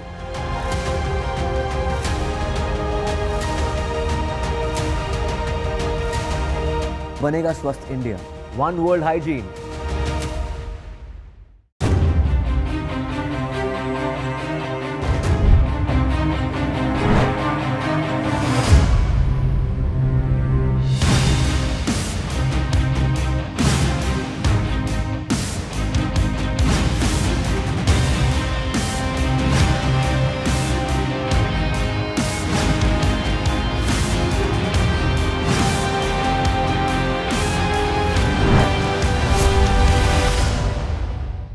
Landslide devastation in Kerala's Wayanad. Join NDTV's initiative. Donate for Kerala.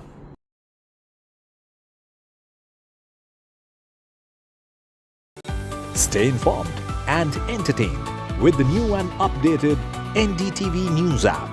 You can watch all our channels live, listen to podcasts, read breaking and exclusive news from around the world and more. Download the NDTV app today and get access to the best journalism and storytelling on your smartphone or tablet. The NDTV app. News that matters to you. Hi, I'm Shreya Saran. Kerala's Wayanad area is hit by devastating landslides, resulting in loss of lives and livelihood. Kerala needs your help right now. Let's join NDTV initiative. Come, donate, let's rebuild Wayanad.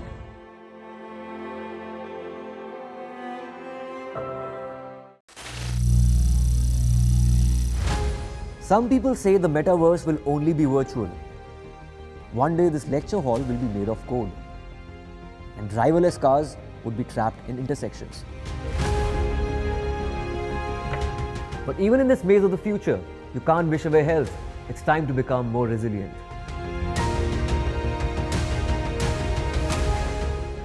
"10 years of Banega Swasth India, we have grown and achieved so many milestones.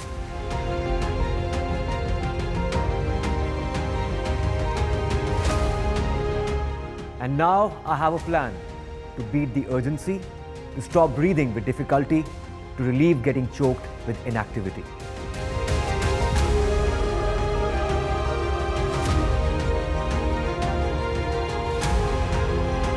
Energize our government, our environment, our society, and ourselves. Everyone, everywhere, every day.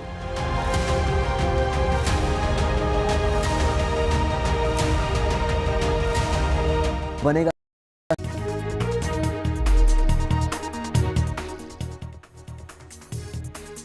The Supreme Court is hearing the Kolkata rape and murder case, and what is really being said is a lack of security personnel at hospitals is more of a norm than an exception.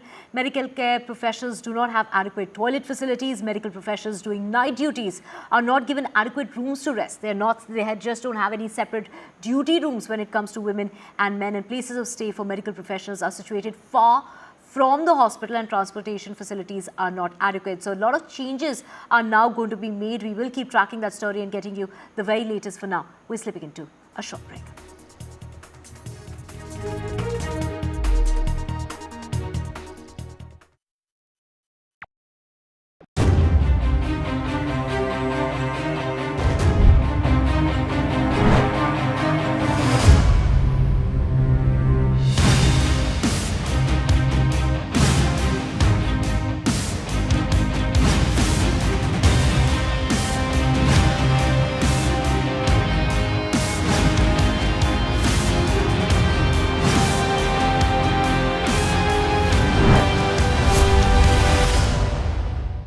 Landslide devastation in Kerala's Wayanad.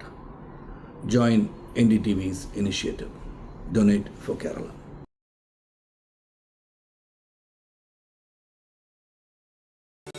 Stay informed and entertained with the new and updated NDTV News app. You can watch all our channels live, listen to podcasts, read breaking and exclusive news from around the world and more. Download the NDTV app today and get access to the best journalism and storytelling on your smartphone or tablet. The NDTV app. News that matters to you.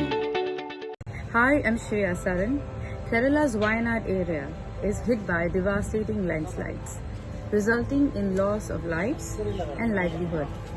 Kerala needs your help right now. Let's join NDTV initiative. Come, donate. Let's rebuild Wayanad.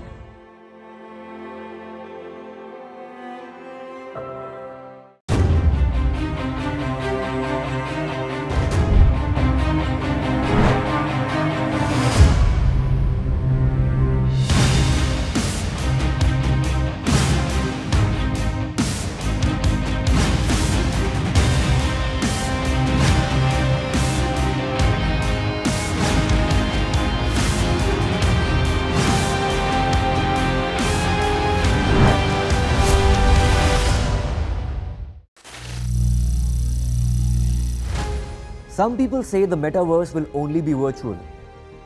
One day this lecture hall will be made of code, and driverless cars would be trapped in intersections. But even in this maze of the future, you can't wish away health. It's time to become more resilient.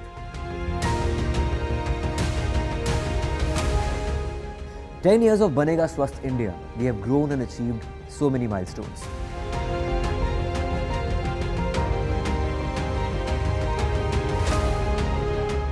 And now I have a plan to beat the urgency, to stop breathing with difficulty, to relieve getting choked with inactivity.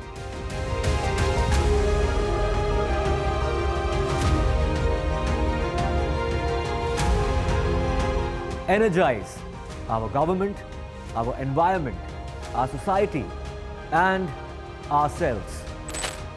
Everyone, everywhere, every day.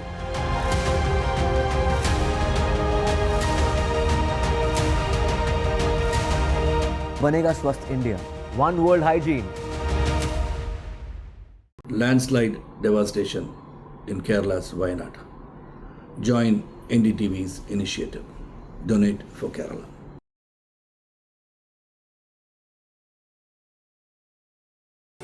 Stay informed and entertained with the new and updated NDTV News app. You can watch all our channels live, listen to podcasts, read breaking and exclusive news from around the world and more.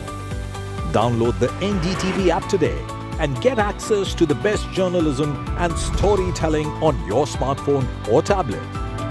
The NDTV app. News that matters to you. Hi, I'm Shreya Saran. Kerala's Wayanad area is hit by devastating landslides, resulting in loss of lives and livelihood.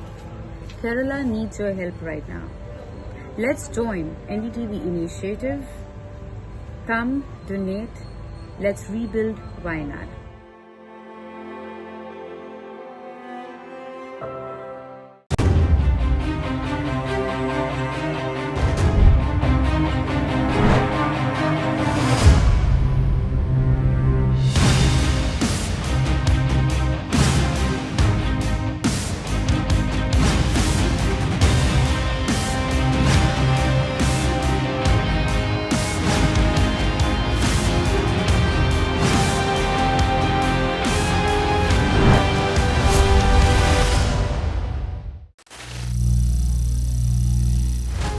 Some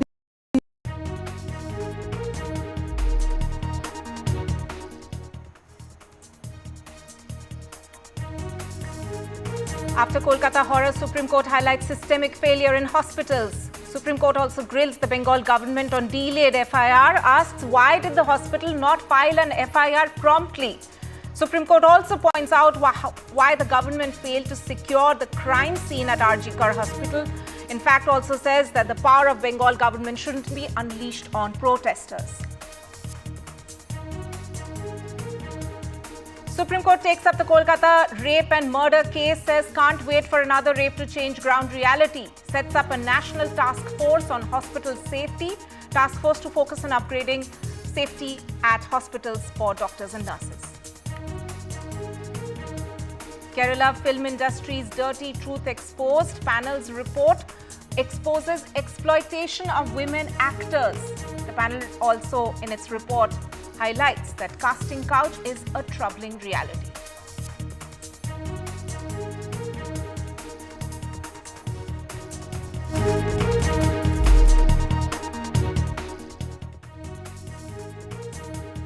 Right, our top story, of course, coming in from the Supreme Court, which has taken up the matter of the Kolkata rape and murder case, and a number of important highlights have come out from the Supreme Court hearing today. If I can just begin by saying that the Supreme Court actually has set up a national task force in order to look after hospital safety, in order to upgrade hospital safety. While hearing the case, the Supreme Court in fact said that they can't wait for another rape to take place in order to change the ground reality. In fact, those pointers, highlights of the Supreme Court, what it said is flashing on your screens right now, where the CJI also mentioned that doctor safety is a matter of national interest and that there's been a systemic failure in hospitals across the country. So, the Supreme Court has set up this national task force, which consists of eminent doctors. At the same time, commenting on the investigations which are currently taking place, the Supreme Court has also asked the CBI to file a status report by Thursday. And at the same time, of course, very importantly, the Supreme Court has grilled the Bengal government, asking multiple questions on why the FIR was not filed promptly by the hospital authorities. Why was there so much time taken in order to file the FIRs, file the cases, as well as commenting on the fact that the Bengal government failed to protect the crime scene, pointing out the vandalism, the incident of vandalism which took place on the intervening night of August 14th and 15th at the RG Hospital. Let's first listen into some of the top comments by the Chief Justice of India while hearing this case. So the Chief Justice of India there, of course, pointing out multiple factors related to this case, highlighting how there seems to be a major crisis of safety as far as hospitals are concerned, as far as doctors and nurses' safety at hospitals is concerned, and that there's been a systemic failure in hospitals across the country, and also mentioning that this issue is not just limited to Kolkata, but how medical professionals are vulnerable to violence inside hospitals, and that women at particular are in risk of sexual violence. While hearing the case, the Supreme Court also commented on the fact that the Bengal government seems to have been wanting in terms of the fact that there was a delay in filing the FIR, as has been alleged by the victim's family.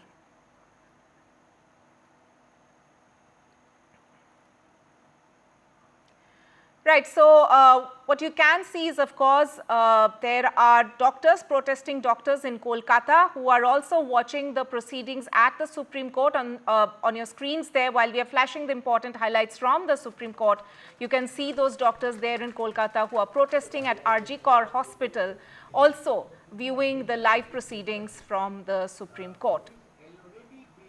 A very important hearing there taking place at the top court. If I can also point out some of the aspects which the Supreme Court has said that the National Task Force, which it has set up, is going to look into several things that were highlighted by the Supreme Court, especially with regard to CCTV at exit and entry points, with regard to the fact that there should be restriction or the access at certain points of the hospital should in fact be restricted. Also, let's talk about what the Supreme Court in fact commented on the Bengal government. As I mentioned, the Supreme Court asked the Bengal government why was it that nobody in the hospital registered an FIR promptly, and why was there a delay in FIR, and that the power of the state should not be unleashed on protesters. That there are people, doctors who are peacefully protesting. Why is it that the Bengal government is focusing on curbing that?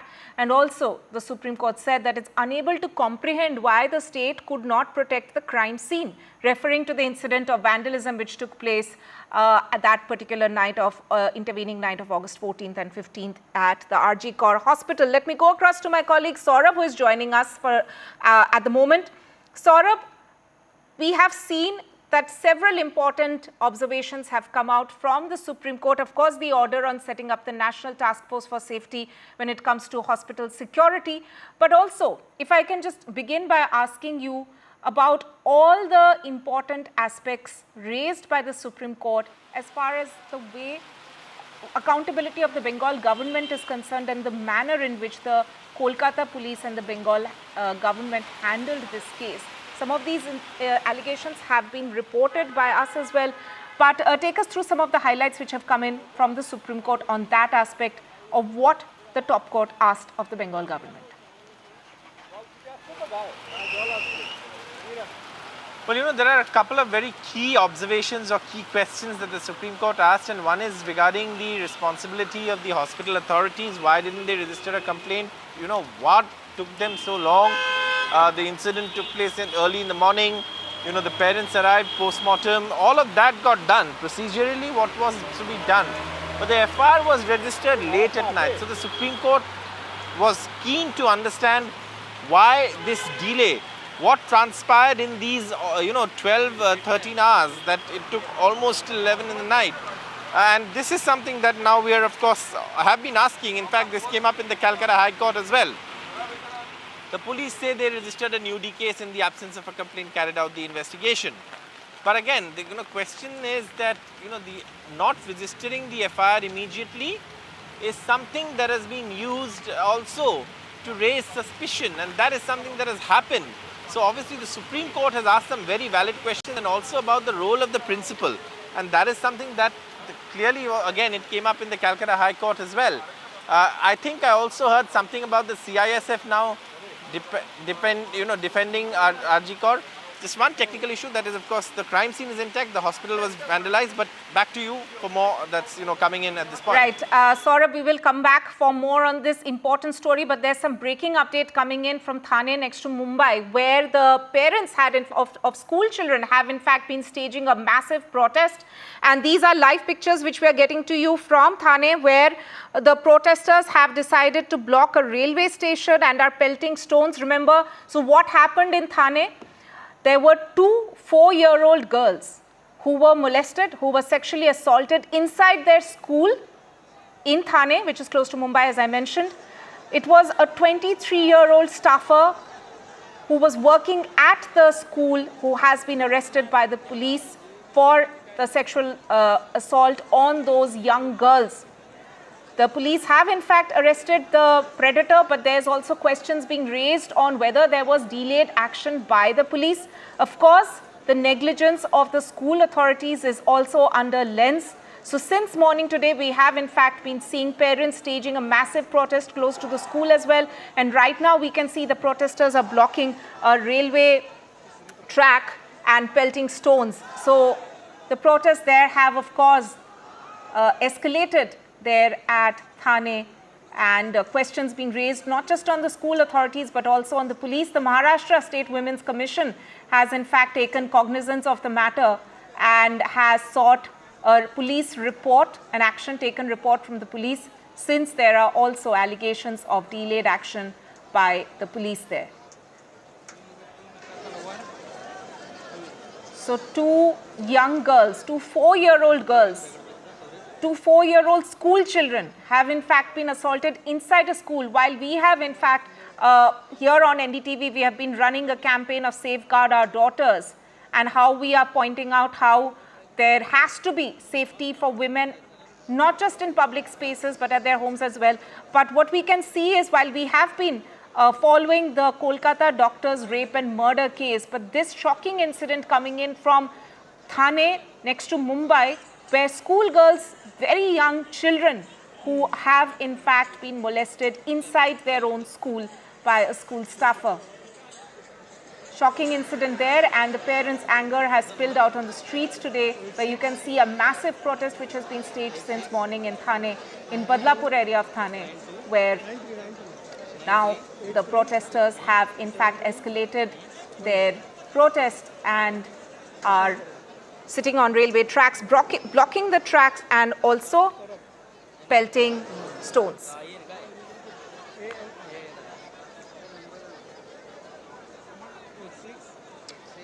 Right, so here on NDTV, we have been running the campaign of safeguarding our daughters, and this is the latest case that we are reporting on the school horror, the horrific incident taking place in Thane, where 2 young children, 4-year-old girls, have in fact been sexually assaulted. They have been molested by a school staffer. Lots of questions being raised as to whether or not there was adequate security at the school. The CCTVs which were placed inside the school were found to be defunct. That's also another angle that the police are looking at, that the parents have in fact highlighted.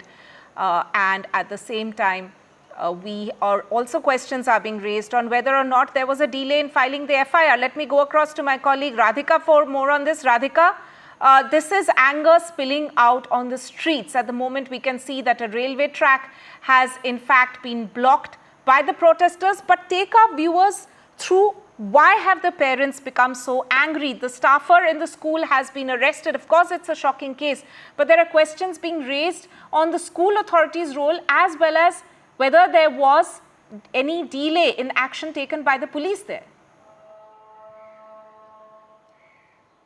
That's right. As far as this entire case is concerned, parents allege that there have been negligence on the part of the school authorities. There had been also delay in registration of FIR is something they have said. The incident happening last week, but it took a couple of days for the police to file the FIR is something that the parents have alleged. Of course, FIR registered, the person has been arrested, the accused, the predator has been arrested. Now, of course, the Chief Minister's office also sending out a message asking parents to not, resort to violent protests, and have assured them of all the action, including the accused to be tried in a fast-track court, and also have assured that action will be taken against the management of the school if they've been found negligence. Parents have alleged that there are multiple loopholes as far as the school is concerned in terms of safety and security. No CCTV cameras were functional in the school, and that there had not been any female attendants in the school either. This is a male attendant, a male cleaner, who allegedly committed this crime in the toilet of the school. 4-year-old, 2 4-year-old children were allegedly sexually assaulted by this cleaner. No CCTV cameras installed, or rather functional, in the school, and no female attendees in the school either. It was this male cleaner who had in fact escorted these children to the toilet, which itself is disturbing. So therefore, parents also seeking accountability from the school management. Remember, the school, neither the school principal or the teachers or anybody within the administration have come out,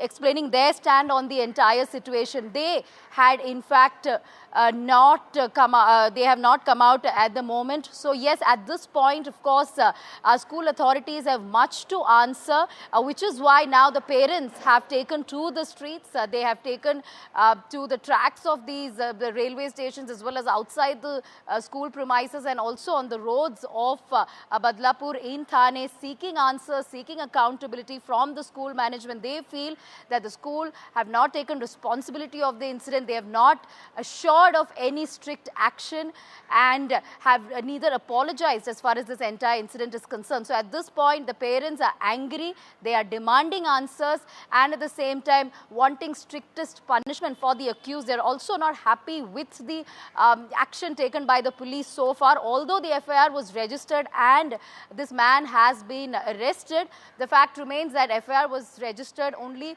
a couple of days after the incident. Of course, the incident coming to fore after these 2 children described what happened to their parents. They said they were in pain, after which, of course, they were taken to the hospital and the medical examination confirming that they were sexually assaulted. Very disturbing incident, of course, that has led to protest, violent protest here, but Chief Minister's office assuring of strictest action as far as the accused is concerned, and also saying that probe will be done to understand the role of the school and the management, and action will be taken against the management if they've been found negligent.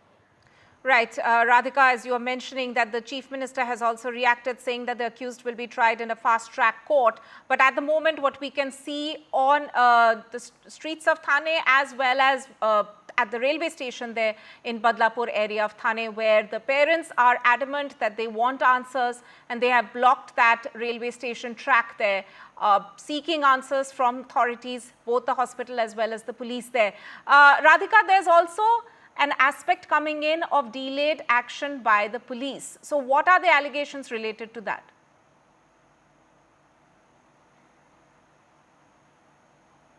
That's right. That's what parents have alleged, that although the incident happened sometime on 12th of August, 12th and 13th. Radhika, if you can hear me. But yes, I can hear you. Yes, please go ahead. Can you hear me? Yes, please go ahead. Yes, as far as the allegations by parents are concerned, this incident happened, this alleged sexual assault incident in the school premises inside the toilet of the school happened on 12th and 13th of August. However, as per parents, the FIR was registered only on 15th of August, despite repeated pleas before the police. In the beginning, in the initial stage, they were not ready to file an FIR.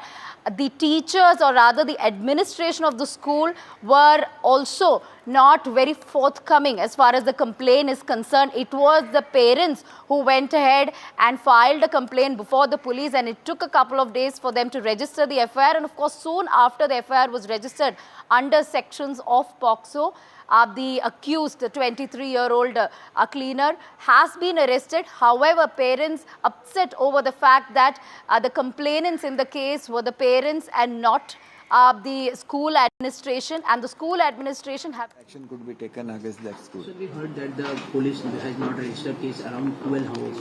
Yeah, that was the mistake of a senior PI who was lady. Yeah. Unfortunately, a lady not taking complaint for 10 hours. It's a very serious thing. She is transferred. But at the same time, I will just now the Honorable Speaker, CM spoke to me, and he will also speak to Deputy CM to see that the lady is suspended immediately. What response given by the CM when he heard about the incident? Because he was very hurt and concerned, and he has told me that care of every child of Maharashtra is to be taken. That's why I have called the meeting of my entire department. Fortunately, I had called it, and by that time I got a call. So my entire department is sitting in the conference room here. Rest of the people who were not able to come are online. So we'll see that whatever initiatives we have taken previously are implemented rigorously. Sir Hindi में जानना चाहिए विस्तार से बदलापुर की घटना काफी दर्दनाक ये बहुत ही दर्दनाक घटना है. हमने इस पे एक्शन लिया है. पूरे डिपार्टमेंट की मीटिंग मैंने ली है. मेरे डिपार्टमेंट चार IAS ऑफिसर है, सब है, हमारे प्रिंसिपल सेक्रेटरी यहाँ पे है. तो मुझे लगता है कि जो भी मेजर्स हमने लिए थे वो काफ़ी थे. 8 महीने पहले भी मैंने इसका रिव्यू लिया था, फिर भी इंसिडेंस हो गया क्योंकि वहाँ का CCTV बंद था. तो हम लोग आज एक सर्कुलर निकाल रहे हैं कि CCTV सिर्फ बिठाना काफ़ी नहीं, अगर बंद भी रहेगा तो आप पर एक्शन हो जाएगी. तो हम लोग बहुत सेंसिटिव है. विशाखा समिति हम लोग अपॉइंट कर रहे हैं, जैसे ऑफिस में विशाखा समिति होती है वैसे स्कूल में अपॉइंट कर रहे हैं. और 9वीं 10वीं कक्षा के जो हमारे स्टूडेंट्स है, जो लेडी स्टूडेंट है, उनको इसकी जो हमारे बच्चे हैं उनको ही जिम्मेदारी दी जाएगी, क्योंकि बच्चे हेजिटेट करते हैं टीचर से बोलने में, और अपने जो सीनियर्स है उनसे वो इजीली बात करते. तो ये भी हम लोग एक कोशिश कर रहे हैं और फास्ट ट्रैक में इसको लेके जाएंगे, स्पेशल प्रोसिक्यूटर देंगे, इसको कड़ी से कड़ी सजा होनी चाहिए. लेकिन सबसे बड़ा सवाल ये है कि आखिरकार 12 घंटे क्यों लगे, क्योंकि एक officer...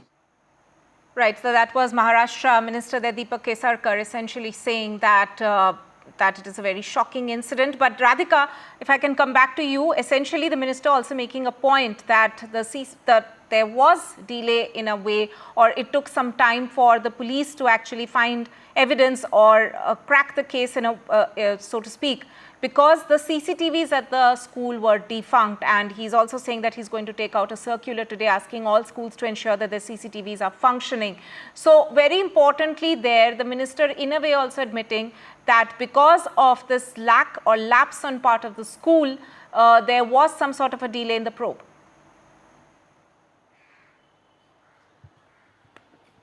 Certainly, that's what the CMO is also admitting, several within the government also admitting that there has been a lack of, proactiveness as far as the police is concerned. While the incident happened on 12th or 13th of August, it took a couple of days for the police to register the FIR.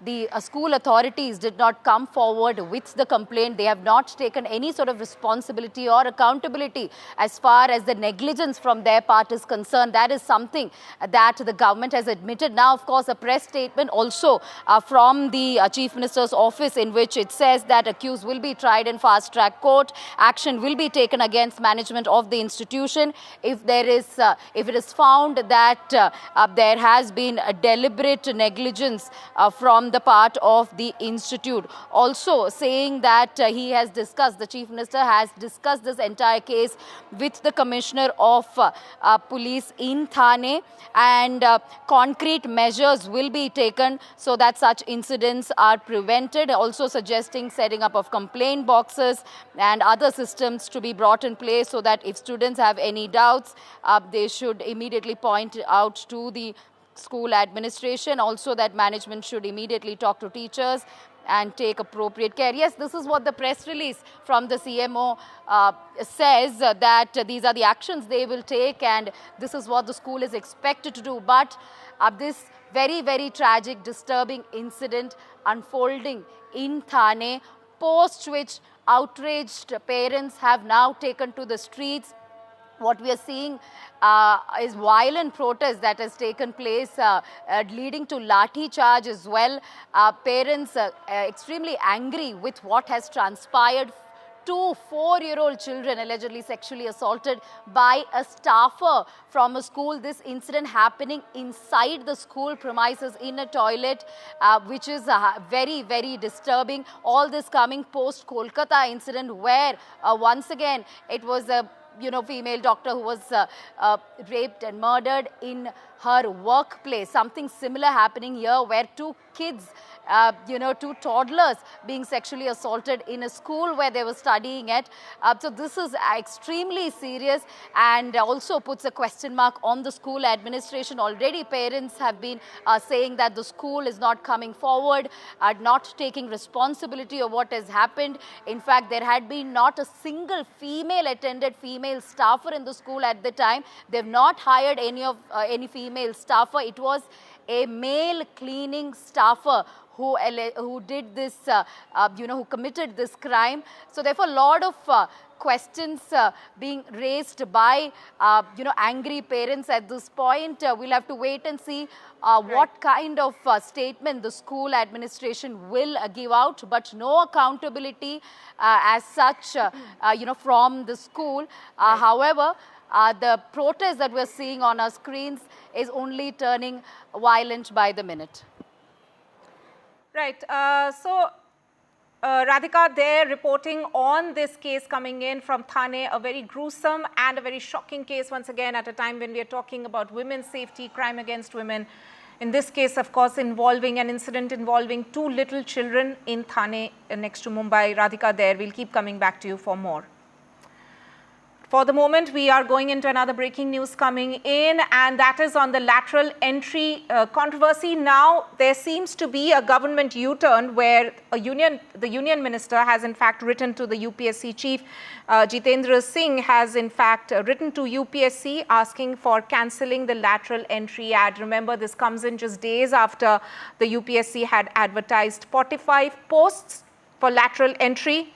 And now there seems to be a government U-turn in that respect. Let me go across to my colleague Sunil for more on this. Sunil, What has exactly changed in the past 24 hours? Yesterday, we saw the government, several ministers as well as government spokespersons, BJP spokespersons, beg your pardon, who were defending this lateral entry scheme as well as the UPSC advertisement. So what's happened in the last 24 hours which has led to this? Well, as you're well aware, the Prime Minister is the Cabinet Minister for the Department of Personnel and Training. He's, of course, assisted by the Minister of State, Mr. Jitendra Singh. And it's in that context that Mr. Jitendra Singh has written a letter to the UPSC chairperson, very categorically, it's a letter where he's citing various instances of lateral entry that have taken place. But the sum and substance for our viewers is that the Government of India has decided to request the UPSC to withdraw the advertisement of the lateral entry that it has put out, because it does not follow social justice. And as they say, to use the words of Mr. Jitendra Singh very clearly, he says very categorically that the Prime Minister is of the firm belief that the process of lateral entry must be aligned with the principles of equity and social justice enshrined in our Constitution, particularly concerning the provisions of reservation. Having said that, now the Prime Minister, who is the minister in charge of this ministry, has decided to ask the UPSC to hold those appointments or the recruitment process for lateral entry, because what has been pointed out by the opposition, which is being seen as a big victory, cutting across party lines, including allies of the NDA, that lateral entry must follow the norms of social justice. That is, that there should be 15% for scheduled castes, 7.5% for scheduled tribe, for OBCs. They cannot be left out even if it is lateral entry. And it's in that context that the government will study, review this entire matter, and then take a call. So they've asked the UPSC chairperson to keep it on hold. Right. Sunil, thank you so much. Stay with us. I'm also joined on the phone line by NDTV Senior Managing Editor Nikunj Garg. Nikunj, we can see that this is, yesterday the government and government spokespersons were defending the lateral entry scheme. Today they have in fact virtually done a U-turn. So this is yet another example of the BJP giving in to the pressure of coalition politics. Well, Tanima, it's not so straightforward. I would say that keeping in mind the quantum of the appointments, remember it's 45 joint secretaries that we are talking. It's a very large number. And joint secretaries in the Government of India are at the cutting edge level of governance. Principally, all the policy decisions are driven by the joint secretaries. Principally, the fact is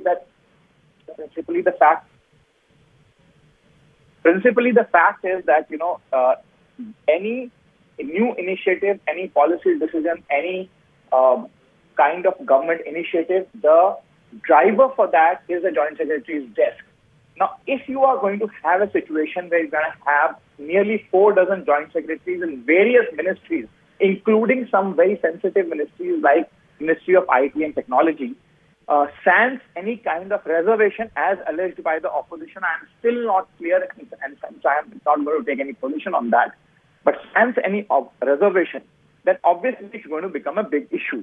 Currently, in any case, caste census, reservation, and increasing the quotas under reservation is a very big political debate, and more often than not, BJP has been found on the back foot in this debate. And opposition has consistently taken a position and mounted on that position.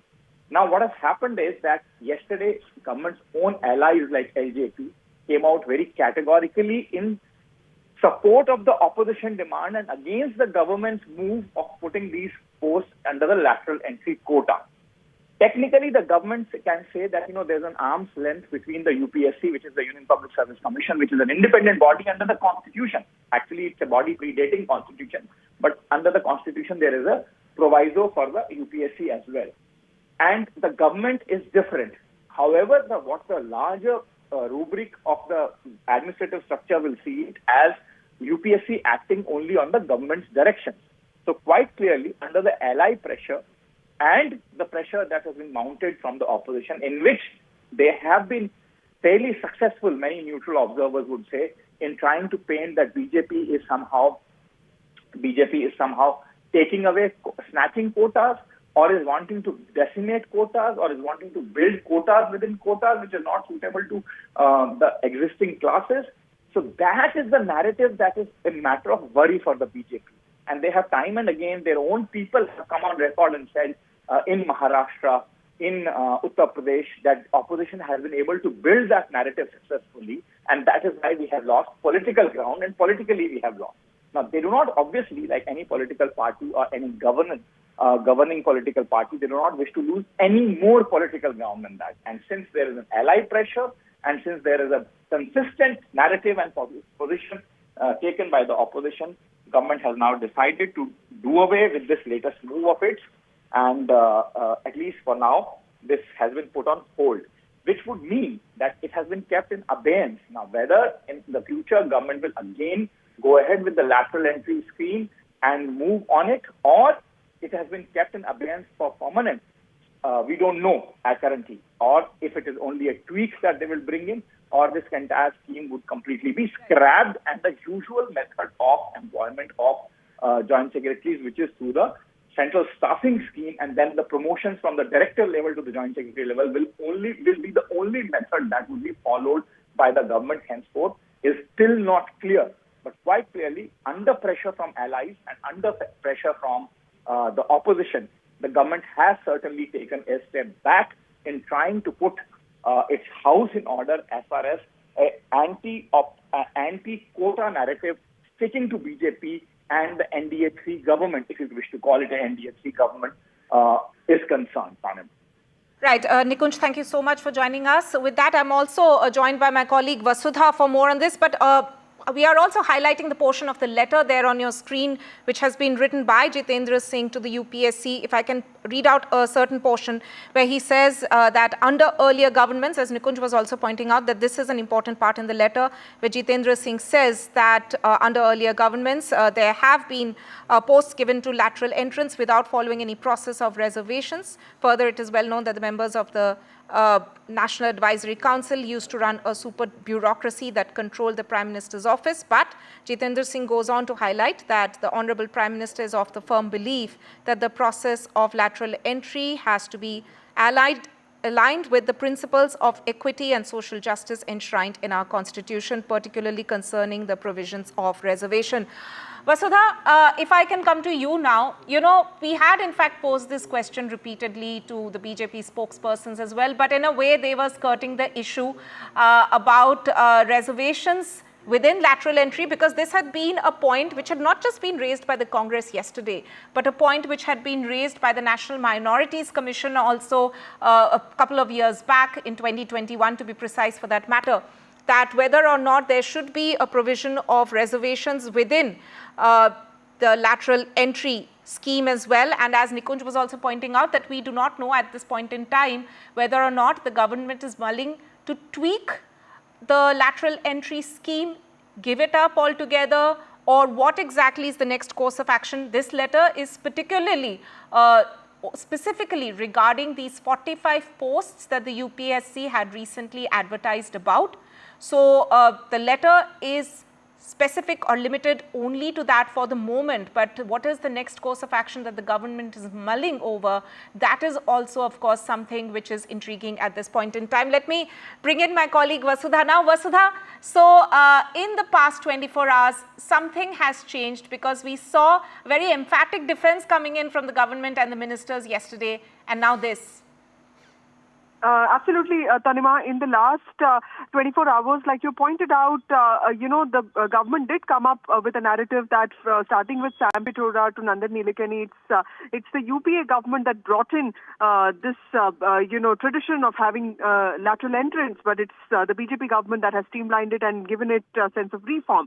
But of course, that's not really something that is sticking with the opposition, and this is something that the government is very worried about, because like Nikunj was also saying when it comes to the Lok Sabha election results of 2024, be it Maharashtra or Uttar Pradesh, one thing that according to senior experts has really impacted the BJP's results is this narrative that the BJP is against SC/ST reservations, also OBC reservation. So which is why you may remember that even in the case of the Supreme Court making some very critical observations regarding the creamy layer or subcategorization of OBCs, BJP MPs from SC/STs did come out and make their position very clear that even the government is not very keen on the creamy layer concept. So this is one area where the BJP does not want to take a chance.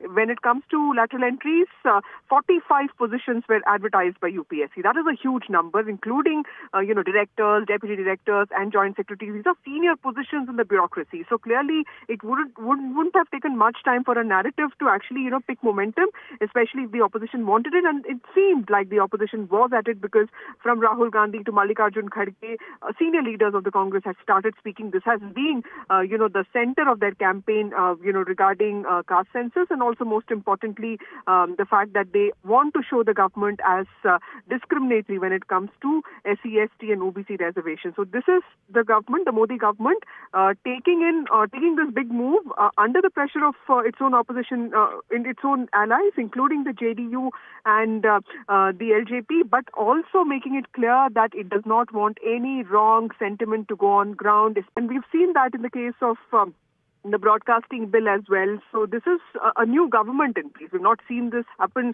very often in Modi 2.0 and in the first regime. We have only seen that in the case of land acquisition bill, which was too early for the Modi government to take those decisions. And of course, in the case of farm laws, where the Prime Minister came and said this. And today, if you look at the letter itself, Jitendra Singh makes it very clear that it's the Prime Minister who put in place social justice, and the government will completely oblige with the constitutional mandate and will not alter, will not really tweak any kind of reservation policy. So that's assurance that the government has given with this move to the SC/ST population. Right, Vasudha, as you rightly mentioned, that this is a very rare occasion when we have seen the government actually making such a move just a day after, this issue has been raised by the opposition, and where we have seen BJP spokespersons and ministers also defending the scheme. But besides what the Congress has in fact raised, take us through the kind of objections that BJP's own allies, key NDA voices, have in fact raised about this particular scheme and the fact that there's no provision of reservation in it. And in fact, whether we credit it to the allies' pressure or not, there are of course other reasons which have been listed in that letter. But there has clearly been concerted voices which have come in from the allies, which in a way must have been taken into account when the government has taken this decision. As you said, it's more of a political decision.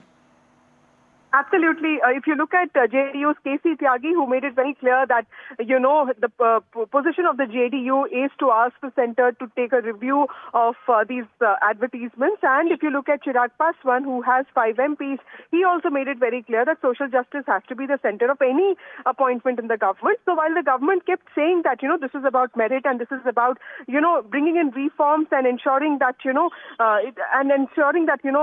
there is, technocracy, that there are expedited measures, moves in the government to ensure progress and development. That narrative was not sticking because social justice, Tanima, is the reality of this country. The focus of social justice, every party seems to be doing that. BJP cannot really try to sort of take a different stand, especially at a position at a time like this when it has 240 MPs of its own, but still is not really the most, it doesn't have the magic number of 272. It is dependent on its allies. TDP, of course, with 16 MPs, the most important constituent of NDA, did welcome this and said that, the government did the right thing by bringing in domain experts and all that. But clearly, the pressure of the allies was important. But what the opposition said was very important, because Rahul Gandhi did put forward this very important post that, it is one way of sidestepping reservation policy and ensuring that, RSS-aligned people come into the system. So that, is something that that's a narrative that really caught on with people's imagination, according to experts in 2024 elections, which is why the BJP was reduced,